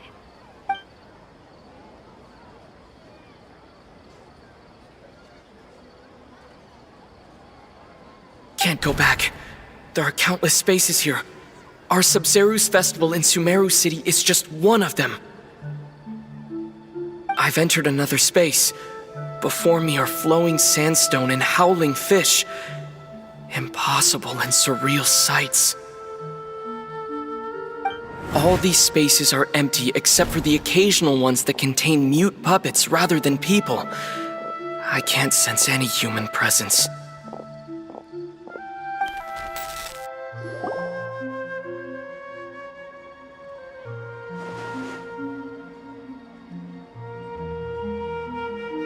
That's one heck of an info dump. It sounds like you left the Sumeru city space when you set foot outside of the walls. But everything looked completely normal when Paimon was looking out from the inside. That's unbelievable. And if we take your word for it, the other spaces all had very weird contents. There's another part here. We only received it last night. These spaces have been disappearing one after the other, absorbed by something like a sun in the sky. And now, even the final space has also disappeared. Behind me, a lot of spaces just appeared again from thin air.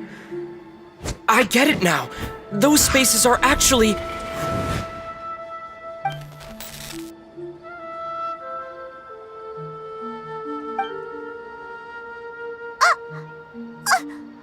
Why did the message end right there? What did the Traveler want to say? What are those spaces? Probably because yesterday just happened to end at that moment. Oh, right. Paimon did hear a beep from the Akasha. Did it come from here or from the message? The message. It should have come from the Traveler's Akasha terminal. After the beep, Traveler said, Even the final space has also disappeared. Traveler, what do you think that final space could have been?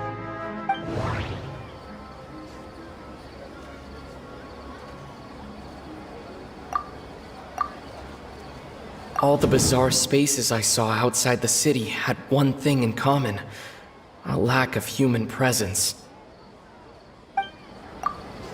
My impression is that each day in this samsara only ends at the sound of that beep from the Akasha. Was that space actually the real world? But wouldn't a real space just randomly disappearing like that be catastrophic? That doesn't sound right. I need to carefully think things through. Oh, so that's what it is! After the sound of the beep, the final space, the Sub-Zero's festival, also disappears, and we're taken to the next day. Later on, Traveler also mentioned a bunch of new spaces materializing behind them. Do lots of new spaces appear every day? Paimon's head is spinning. Just what are these spaces anyhow? Well, consider this. For all the horrors of the Archon War, at its heart, it was just a game where a bunch of gods fought over 7 seats. So no matter how strange or spooky things may look on the surface, maybe all they point to in the end is a small and simple secret. Wow, the Archon War, huh? That's an analogy and a half.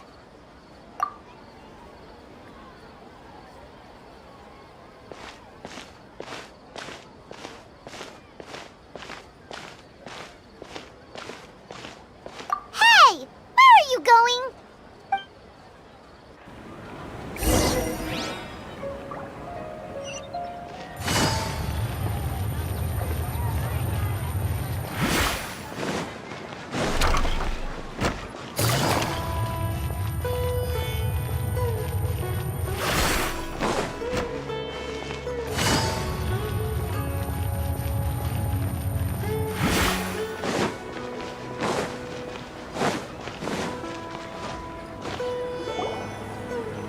Do you want some alone time to think?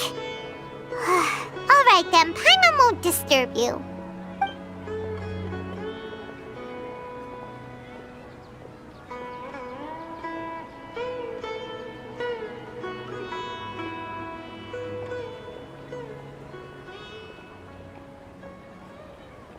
The dance of Sub-Zeros is about to begin. I'm going to go watch it. Okay. Why don't you go ahead, Dunyarzad? We still have some other stuff to do first. Okay then. See you later. Have you figured it out yet, Traveler? Time is ticking away. Awesome! What is it? Paimon wants to know. Oh, wait, no. Let's meet up with Nahida first. You can tell us both together. This time, we're gonna get to the truth.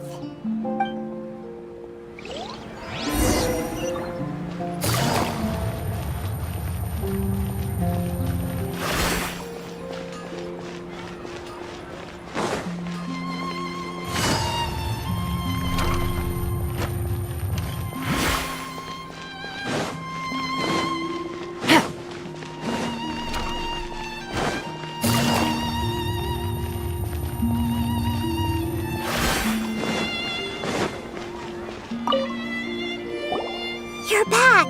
I've been waiting forever for you two. Judging by the looks on your faces, are you ready to take your Sub-Zero's exam and graduate from the festival?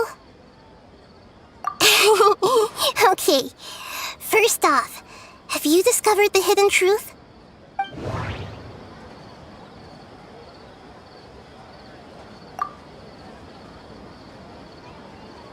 Okay, Nahida said the Akasha relies on the power of a gnosis to operate, as it is the manifestation of the God of Wisdom's power. We've already experienced the Sub-Zero's festival many times. All the bizarre spaces I saw outside the city had one thing in common: a lack of human presence. Those spaces remind me of dreams. like the one I had in the Avidia Forest, except these have no sign of human presence. The moon, illusions, and lies. What do they all mean? That doesn't sound right. People in Sumeru don't dream. What a strange phenomenon.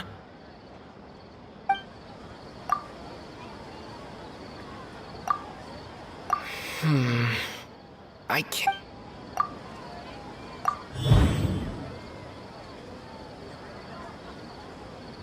We are all in a dream.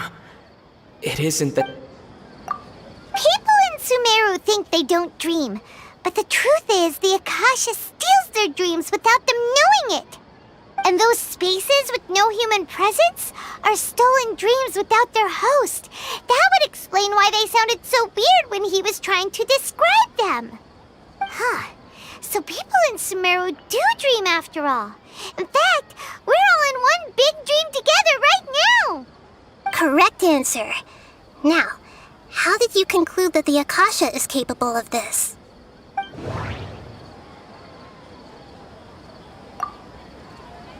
It compiles the wisdom of the entire populace.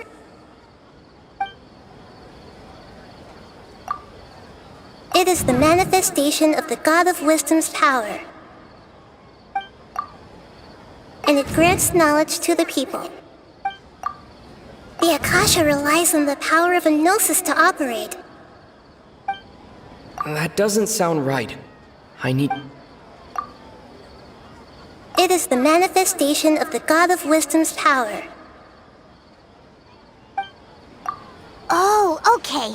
Those dream-controlling creatures in the forest also get their power from the Dendro Archon, right? That would explain why the Akasha has the ability to control people's dreams, too. But is stealing everyone's dreams really how the Akasha compiles their wisdom? Isn't there anything more to it than that? Dreams are fantastical, complex, and full of imagination. People's brains are the most active when they're dreaming. In other words, dreams are rich bundles of human wisdom.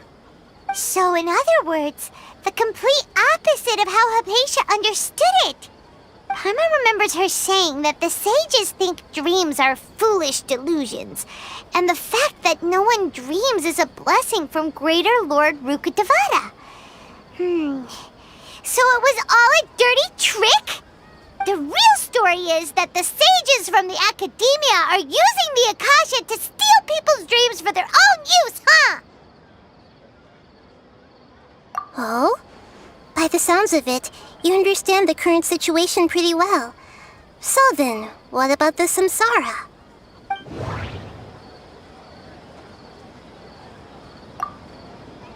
We've already experienced the Sub-Zerus festival many times, and the day of the festival seems to be in a perpetual samsara. We've already experienced... Those spaces kept disappearing before my eyes. But as soon as that beep sounded, many more spaces materialized. Those dreamscapes kept vanishing, but as soon as that beep sounded, more new spaces appeared.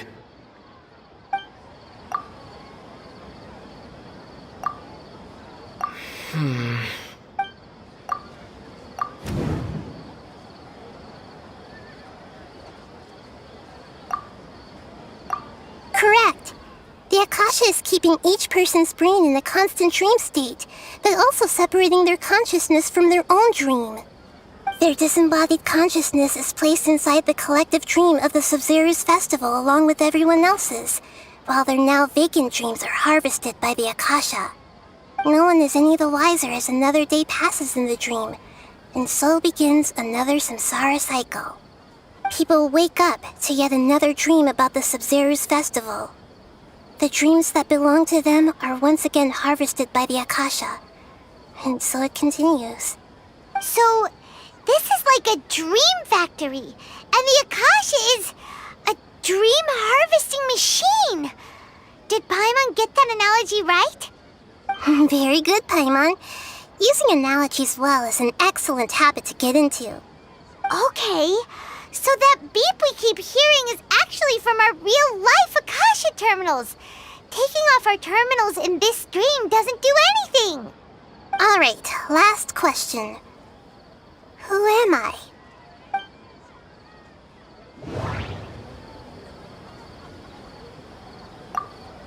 Now that I think about it, wasn't illusions a hint that we're all dreaming? They say that alchemical divination is the Dendro Archon's divine revelation.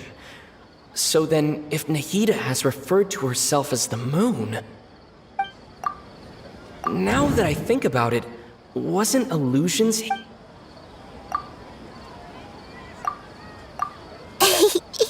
So you noticed. I thought that one would be the hardest question. That's why I put it last. That wasn't hard at all. Even Paimon guessed that. Everything about you is different. We just didn't want to expose you is all. Now that you mention it, Nahida, you've been hinting to us since the very beginning. It's funny, thinking back to when we were asking all over the place for info about Lesser Lord Kusanali. Paimon didn't expect to meet you like this. Yes, those can wait until we're back in real life. On the other hand, I'd be happy to answer any more questions you have about here and now. You asked me this question before. My answer was, it would literally blow your minds. Now that you know this is all a dream, this answer should hopefully make more sense. Have you heard the saying, don't wake a sleepwalker? Likewise, if someone suddenly had told you all this instead of you learning it on your own, your notion of reality and dream would be thrown into irreversible confusion. I couldn't expose you to that kind of risk. That's why I could only give you very subtle hints and some suggestions. Long story short, I'm really sorry I had to keep you guessing. Firstly, this dream we're in is completely based on reality. People have already experienced this Sub-Zero's festival, so it would be very difficult for them to find anything that strikes them as surreal. Secondly, you're probably wondering why people don't have any memories from earlier samsara, right? That's because people don't remember their dreams most of the time anyway. And in any case, their actual dreams are being taken away from them by the Akasha. So whenever they wake up in this dream of the Sub-Zero's festival, they don't remember anything from their previous identical dream. That reminds Paimon. Traveler had a dream when we were in the Avidia Forest, but couldn't see what it was about after waking up. Is that an example of what you mean? Yes. Only after receiving the blessing of Dendro can a person gain the Dendro element's dream-enhancing power. That explains the feelings of déjà vu. Meanwhile, everyone else has no idea that they are in the Sub-Zero's festival samsara, while their dreams are stolen from them over and over again. Can humans really keep dreaming forever like this? Will it ever end? And if so, when? You might say your mental fatigue has already answered this question. Eventually, there's only so much that people can tolerate. Especially those whose health is compromised to begin with, like Dunyarzad. This relentless exploitation takes an even harder toll on them. People's lives are at stake here, and nobody knows a thing! We've got to put a stop to this!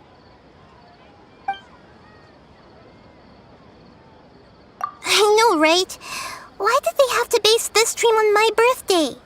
Could it really just be a coincidence? Even you don't know the reason? Wow, now that's strange. The Academia sages are determined to harvest lots of dreams in a short time, no matter the cost. They have to be up to no good. Unfortunately, I don't know anything about it. Traveler, do you have any information?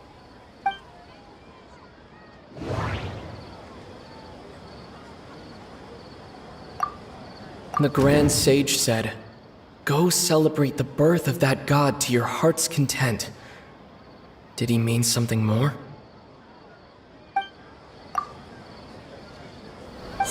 celebrate the birth of that god? Could it mean...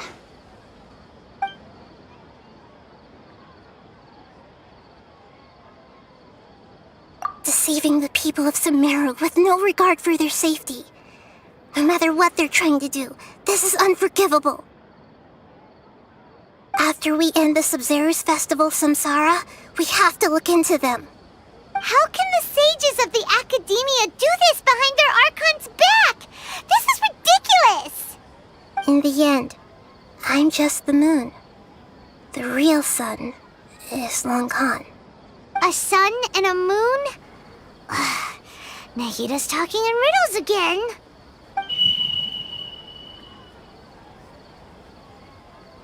Oh, we're out of time today! I'll tell you how to break free of the Samsara tomorrow. See you then.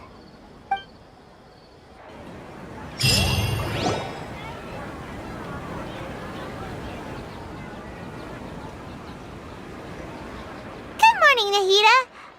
Wait. Now that Paimon remembers everything, should we instead say good morning, Lesser Lord Kusanali? Hey! What's wrong, Nahida? You don't look too good. I'm afraid that what you're thinking right now is correct. Did Dunyarzad already disappear? No way! Are we too late? The real Dunyarzad's consciousness has indeed disappeared. It can no longer endure the constant dream harvesting. Paimon can't believe it. Wait, so what about that other Dunyarzad? Just what is she?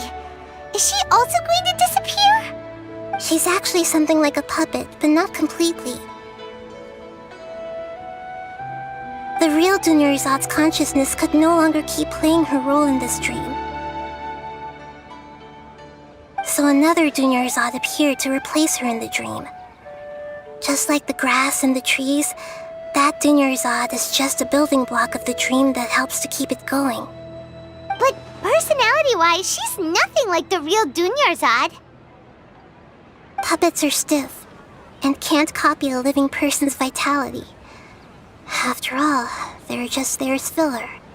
You know, speaking of which, the old Dunyarzad might not have been too different from a puppet.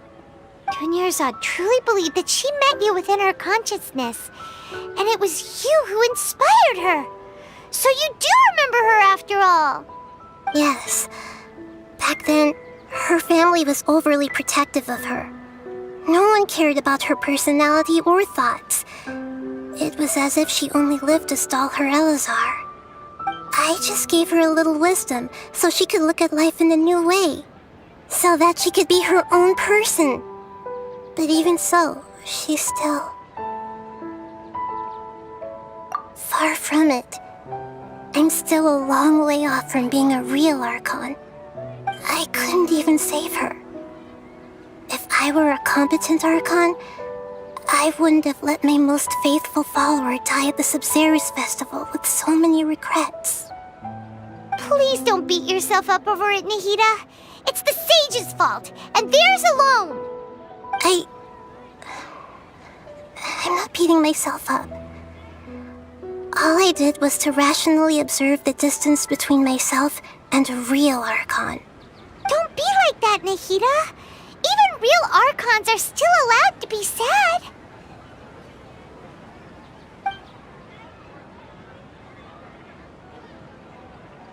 To prevent more tragedies like this, we must end the Samsara as soon as possible. Great, but how do we do that? Although the Sub-Zero's festival dream is under the Akasha's control, only humans can dream. Even the Akasha is unable to create them. That means this dream belongs to a host who created it.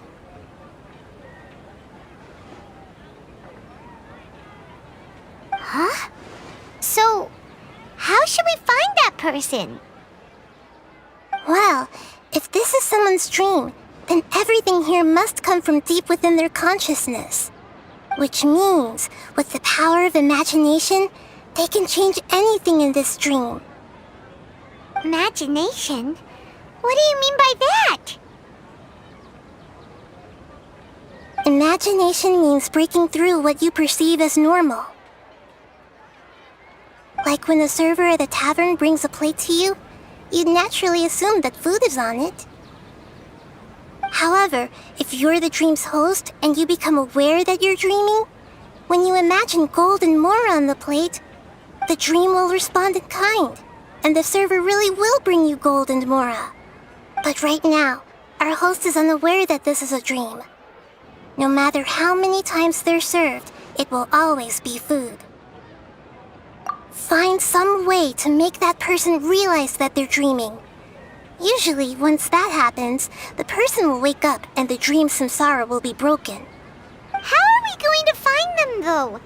If it could be anyone, it'd be like looking for a needle in a haystack.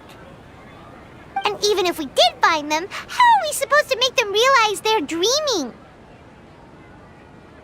After all, like you said, don't wake a sleepwalker.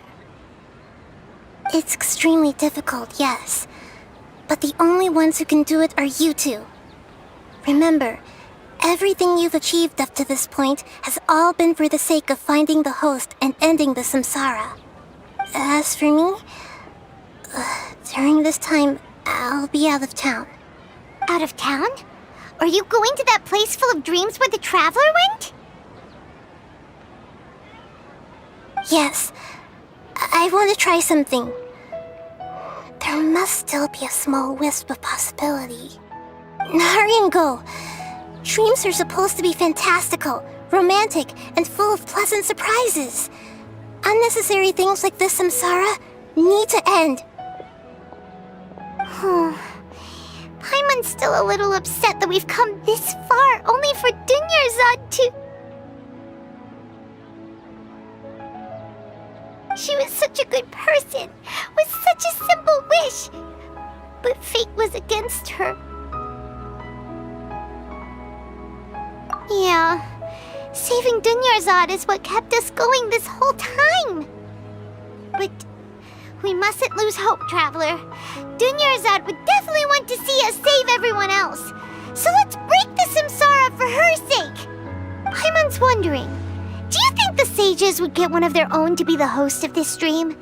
Feels like it would be easier to control it that way, no?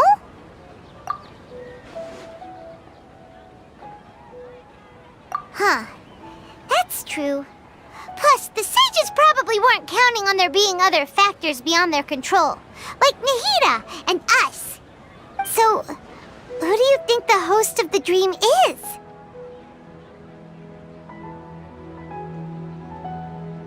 Oh, that would make sense! Ferris, the Knight of Flowers, is a symbol of the whole Sub-Zero's festival, right? Pretty core character. Let's go ask him some questions, shall we?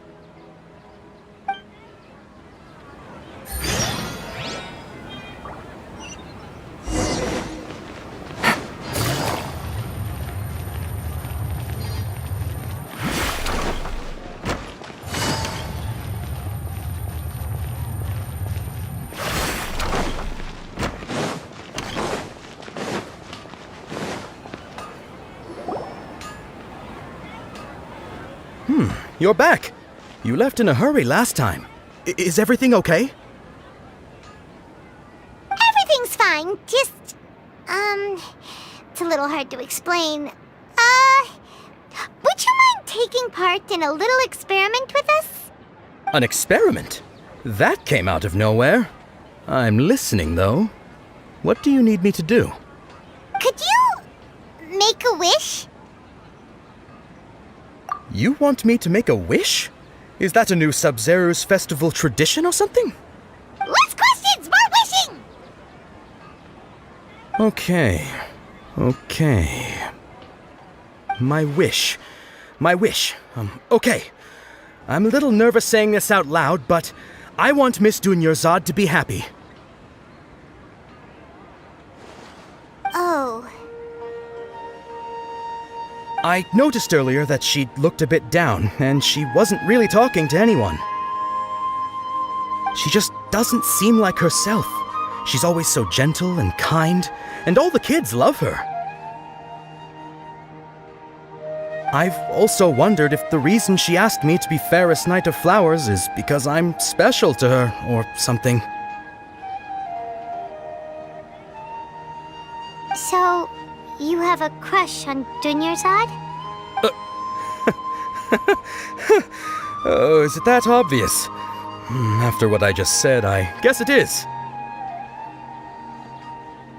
When she placed the hat of the Knight of Flowers onto my head, she said to me, "I want everyone to have a happy Sub-Zeru's festival." What she didn't realize was that I'm not that interested in how everyone else feels. In that moment, I just wanted to be her Knight of Flowers for the rest of my life.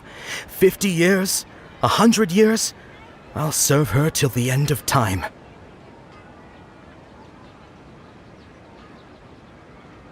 Okay, yeah, that was a bit much. Felt like the right moment to get it off my chest, but that was pretty embarrassing. Okay, I'm ready to make my wish. I would like Miss Dunyarzad to appear in front of me right now with a smile on her face. Here goes. Please come true. I'm gonna open my eyes. Oh, you're... What?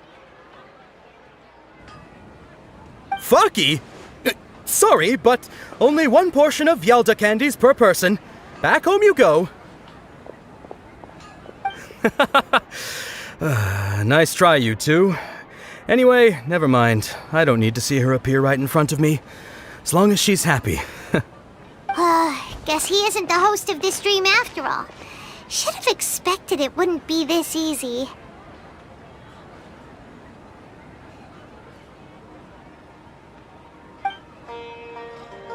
It seems like everyone who knows Dunyarzad loves her, but none of them has any idea that she...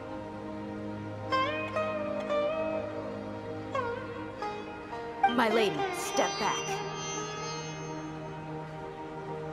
That sounds like Dia! Oh, right. This is when Dunyarzad bumps into the kidnappers.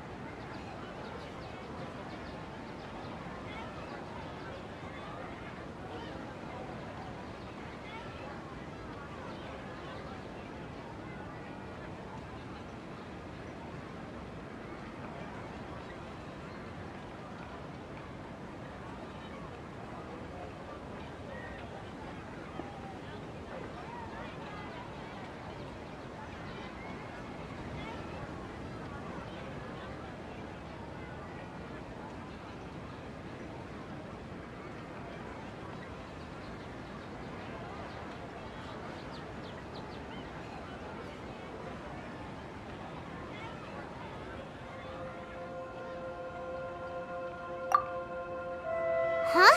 But Dia can handle them! Hey, Traveler!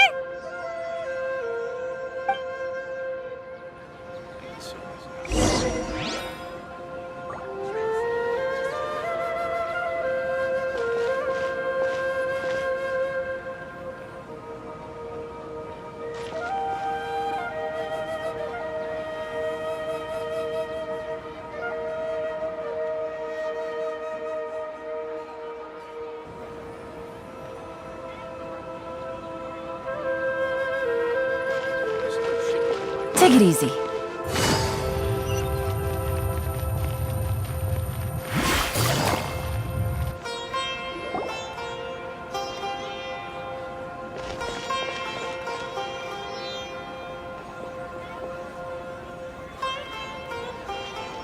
Oh, it's you. Great timing. Please take... Hey, this is my job. The homie Yannis pay me, not you. You... fine, alright. Knock yourself out. Why are you so worked up anyway? It's not like I don't trust your fighting skills. Anyway, watch yourself.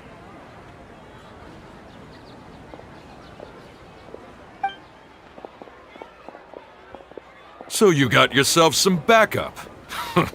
Suit yourself. You're going down!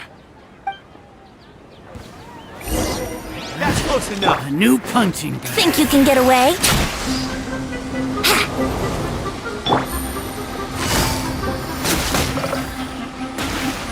That's close enough. Take that! Quietly now.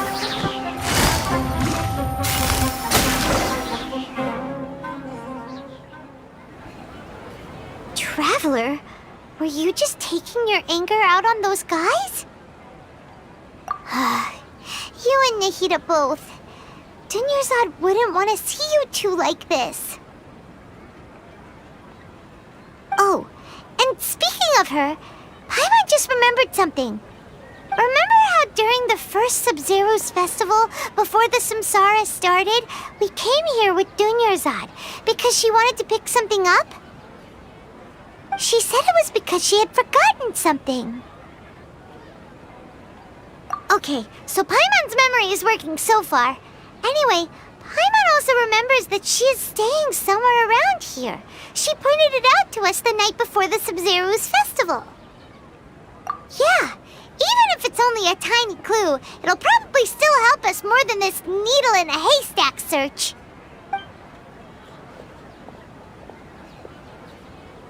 This is the place! It's rude to enter other people's spaces without permission, but desperate times call for desperate measures! Hey! The windows are unlocked! Okay, Paimon's gonna take a peek inside.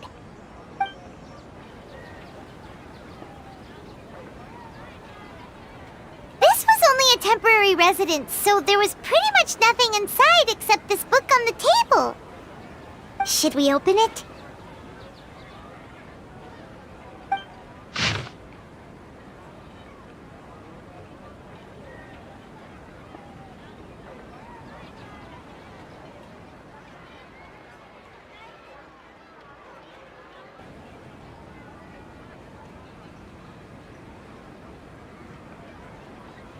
Wow. Dunyarzad wrote all of this. Sounds like she was always thinking of us even while we were away. Even though she was also busy preparing for the Sub-Zero's festival and had all her health problems to worry about. She must have wanted to give this to us as a gift on the day of the Sub-Zero's festival, right? If we hadn't found this book, we never would have known. But now that we know, we can't even thank her. Hey! Where are you off to now?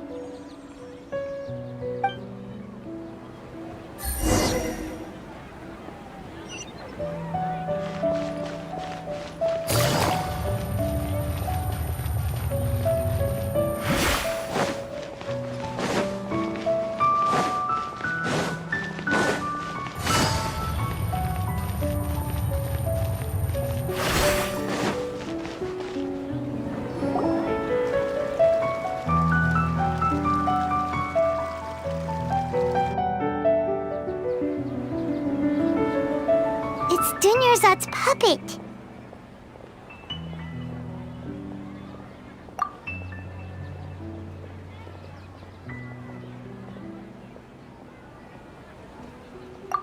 Traveler? You must be exhausted. Come to think of it, We've been stuck in this place for a really, really long time.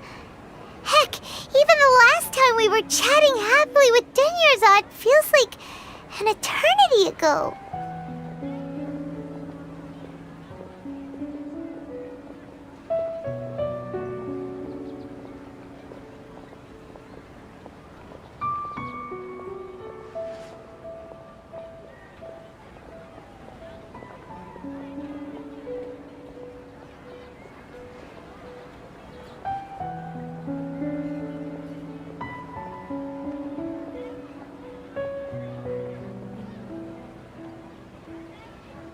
Paimon still remembers when we were sitting here, and the way her eyes sparkled when she talked about Nilu's Dance of Sub-Zerus.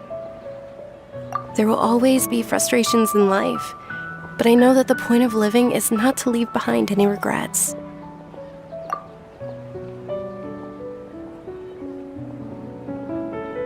That was what the real Dunyarzad said, wasn't it?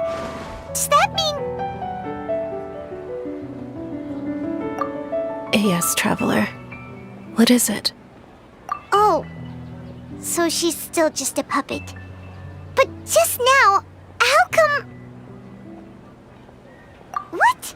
Where are we going this time?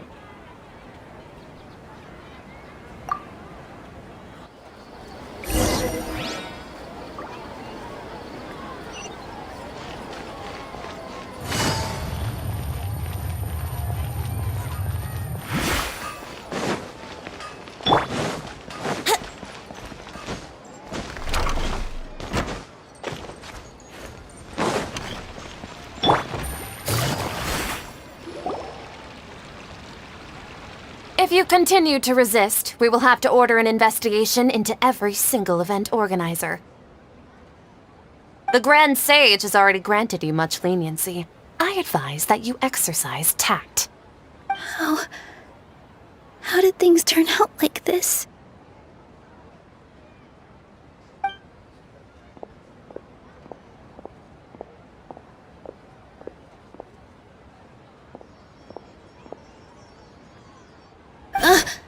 Traveler?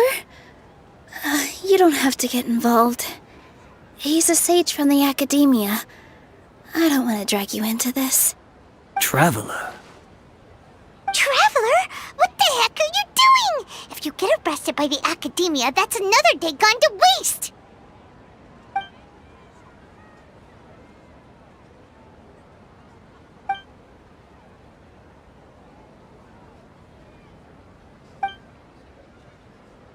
Wait, they're not reacting. Have they been scared stiff? Oh, of course!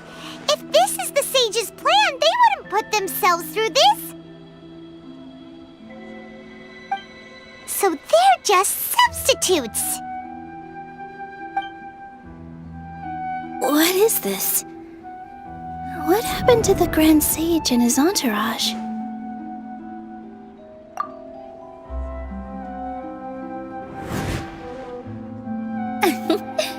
Like I said, they symbolize the goddess of flowers.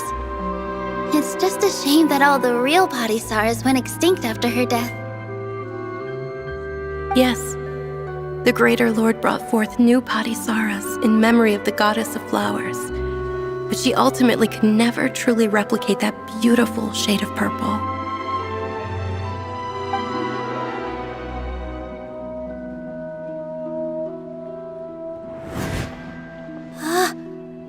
Beautiful shade of purple.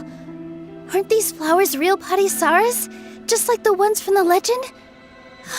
I didn't even notice. Dunyarzad, did you find these? But didn't you just say all the real flowers went extinct after the goddess of flowers passed away? So, how? Yeah. What's going on here? Huh? You guys are acting weird. But okay, I'll try.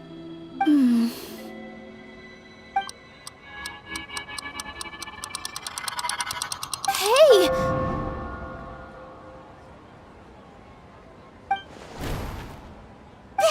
They disappeared! So host. What a surprise! Purple body Saras don't exist in the real world anymore. But in Nilu's subconscious, they can appear as decorations on the stage. It's just like the example Nahida told us.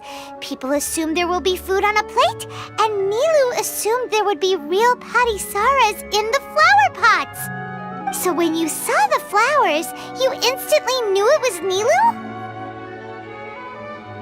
But if we want to end the samsara, we need the host to become aware that they're dreaming. How should we make Nilu realize that? Am I dreaming? Huh? So I'm right. Is this Lesser Lord Kusanali responding to our celebration of the Sub-Zeru's festival? Wrong guess, but you aren't completely wrong either. The point is, what made you think this is a dream? As far as you know, people in Sumeru don't dream, right? Yeah, but have you heard the tale of the first sage? To prevent a calamity, he went on a journey to find the Dendro Archon. Ooh, sounds familiar. Dunyarzad told us a story like that when we first arrived in Sumeru City. So it was about the first sage, huh? Yep, but in the part you heard, he hadn't become the first sage yet. There's more to the story. His piety and wisdom were acknowledged by the Dendro Archon, and she finally gave her blessing to him. All kinds of spectacular scenes appeared in front of the first sage, as if all the knowledge in the world was being painted onto a canvas right before him. He was captivated. After who knows how long, he mastered all the knowledge he could comprehend. Afterward, he said to the Dendro Archon, "I miss my parents, my wife, and my children. I've been away from home for far too long. They must be worried." The Dendro Archon smiled. The next second, the sage found himself lying in his bed, as if he had just woken up from a dream. His wife, lying next to him, said, "You're off to search for the Dendro Archon today, aren't you? Have a safe journey, my love." In the end, the first sage took care of many disasters in Sumeru City and founded the Academia. What a happy ending. So, the first sage was dreaming ever since the beginning of the story? He never went on his journey? Yes, but his faith and determination were conveyed to the Dendro Archon, so she blessed him in the form of a dream. Paimon understands where you're coming from now. That's a really interesting connection. But we really gotta wake up soon, like the sage in the story! I see. Well, it just so happens that today's Sub-Zeru's festival is almost over too.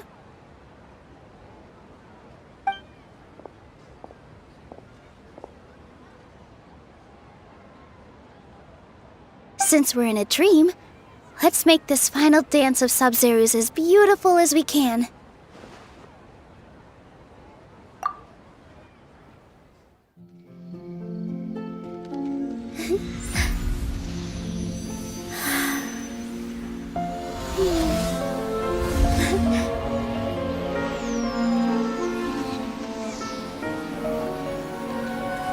The wait is over, everyone.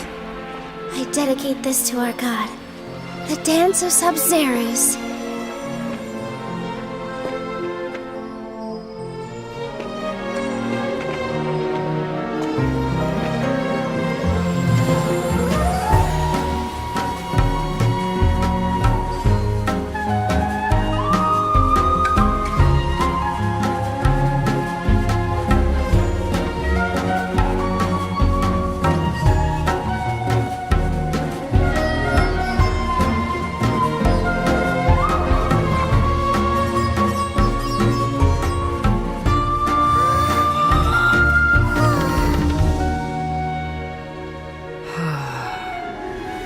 I'd be lying if I said I had no regrets.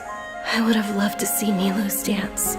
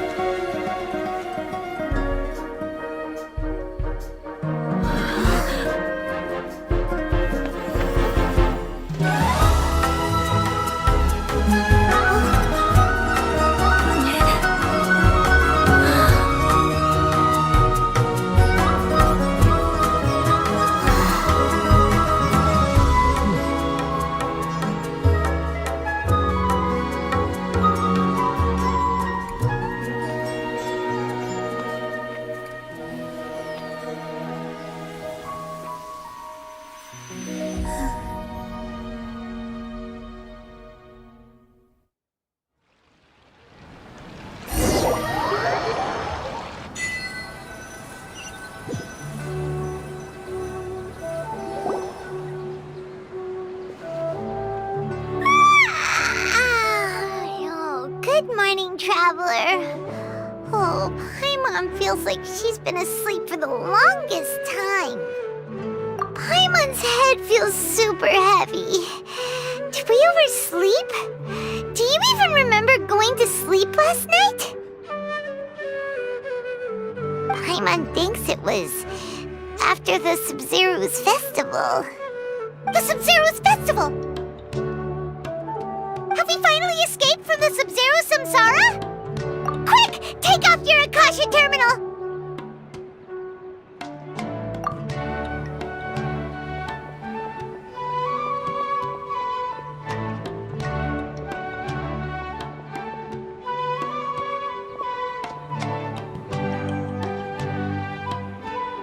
She's not in her room.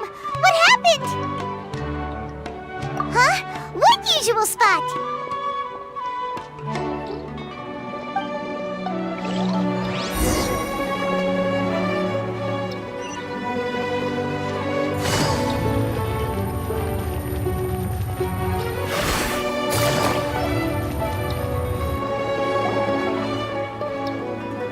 Well done, Traveler and Paimon. And thank you, Dunyarzad, for organizing the Sub-Zero's festival for me. I'm sorry, who are... Dunyarzad! You're okay! Oh, don't scare us like that! Oh, Traveler Paimon. I have something amazing to tell you. I just had a dream, and I saw Nilou performing the dance of Sub-Zeros.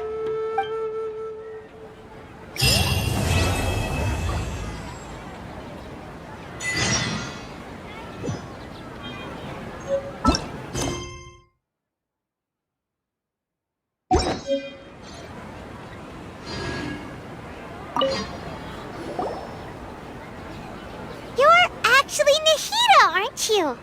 Paimon felt like Catherine was acting weird when we met at the Sub-Zero's festival. And Dunyarzad, did you save her? It's a really long story. We shouldn't disturb her.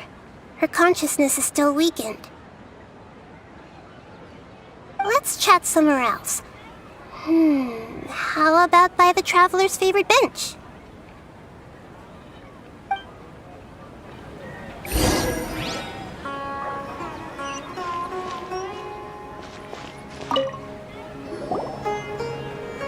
What's going on? Why are you two so excited to see me? Hasn't it only been a night? It's actually been much longer than that. Oh? Strange. Was I really asleep that long? No wonder I have such a headache.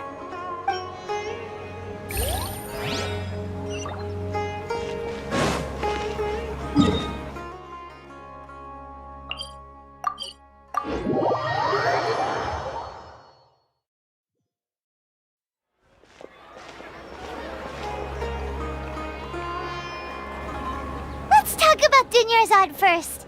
It's such a relief that she's all right. After we parted on the last day of the Sub-Zero's festival, I left the city and saw what the Traveler had described. Among the countless dreams, I found one that was growing fainter and fainter. This proved my suspicion. Once Dunyarzad could no longer bear the Akasha harvesting her dreams, her consciousness began to dissipate. But this also meant it escaped the Akasha's control. Such a small fragment of consciousness can't last for very long, though. It will return to its original dream, where both will gradually fade until they completely disappear. I used all the power I had to keep her dying dream alive as long as possible, but it still wouldn't have lasted for much longer if it hadn't been for you two breaking the samsara. So it looks like we did manage to save Dunyarzad in the end. And not a moment too soon. Huh? Why are you two smiling so happily? I thought you'd be so moved that you'd start crying. I need to spend more time observing human emotions. Both are fine. Everyone reacts differently. All right. You two must have a lot of other questions for me, right? After all, you saved my faithful believer. As your reward, I will answer any and all questions. At the Avidia forest, there was this incense that made the traveler fall unconscious and dream of a huge tree and a red sky. You also heard someone's voice, right? It said world and forget me. Yeah, so you do know! We've been wanting to ask you what that was about, and if the red sky was related to Conria. It seems like the traveler established a connection to Irminsul. That was a message left by Greater Lord Rukkhadevata's residual consciousness in Irminsul. Perhaps her last memory before she died. As you two probably know, Greater Lord Rukkhadevata disappeared after the disaster in Conria. The timings of these events do line up, so your suspicions are reasonable. A message from Greater Lord Rukkhadevata? We thought it was from the Scarlet King. The Scarlet King? That god who died even longer ago? Some present-day desert dwellers still worship him. You probably just heard some of their conspiracies. Okay, so what does the message mean? I still haven't managed to decipher it. Even the Akasha isn't currently capable of doing that. Greater Lord Rukkhadevata's residual consciousness in Irminsul seems to be contaminated with something that has a very dangerous aura to it. Many devoted scholars go mad as soon as they connect their consciousness. I've warned the Academia about this many times, but people still keep falling victim to it. But I believe this is the key to saving Irminsul. That's why I've kept trying to decipher it. So the tree in the vision was Irminsul? Oh, Tainari also said that Irminsul is sick! Is it because of the contaminated consciousness? But even if you can't figure out what that vision was all about, it seems like our search for you was all in vain. The traveler wasn't affected after coming in contact with that consciousness. I've never seen anyone like that. With you here, we may have a chance at deciphering it. No, we must decipher its secrets. I've already eliminated all other factors that might affect Irminsul. This is the only one left. This puzzle has life and death at stake. It could determine Irminsul's fate, as well as Tevat's. To be accurate, I'm using the Akasha as a medium to occupy Catherine's consciousness. How did you do that? Poor Catherine. Does this mean you can also occupy other people's consciousnesses? Theoretically, I can enter anyone's mind as long as they're wearing their Akasha terminal. The Akasha is the legacy of Greater Lord Rukkhadevata. As Lesser Lord Kusanali and the first Akasha terminal, my consciousness has always been linked to the Akasha.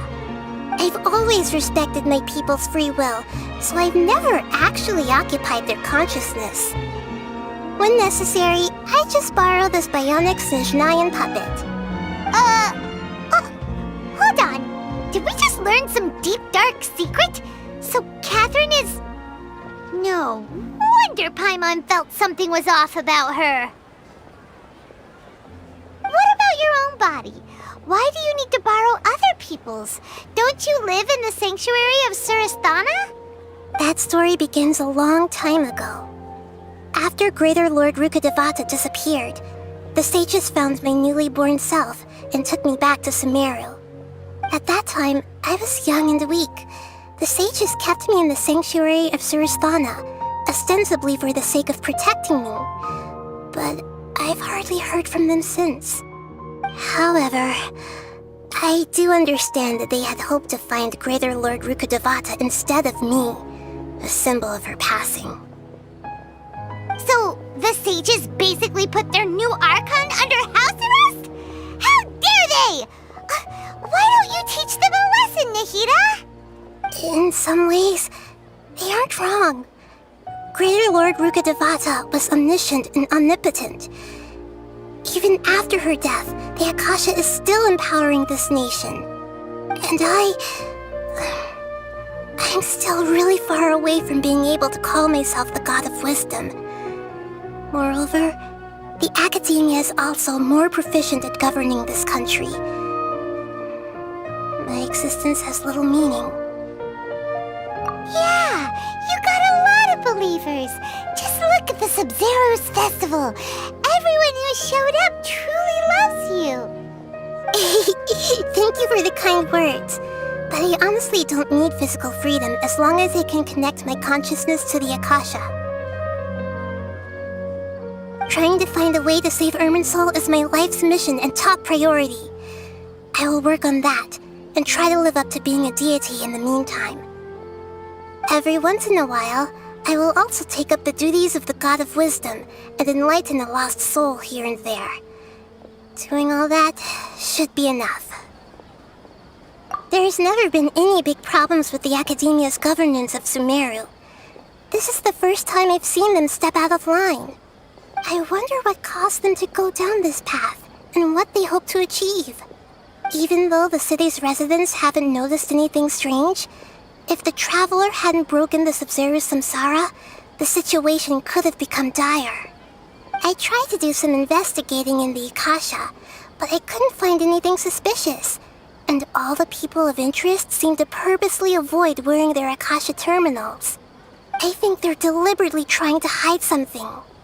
Oh, that reminds Paimon. In Gandharvaville, there was a sage who had invited Tainari to join some kind of project. Could it be related?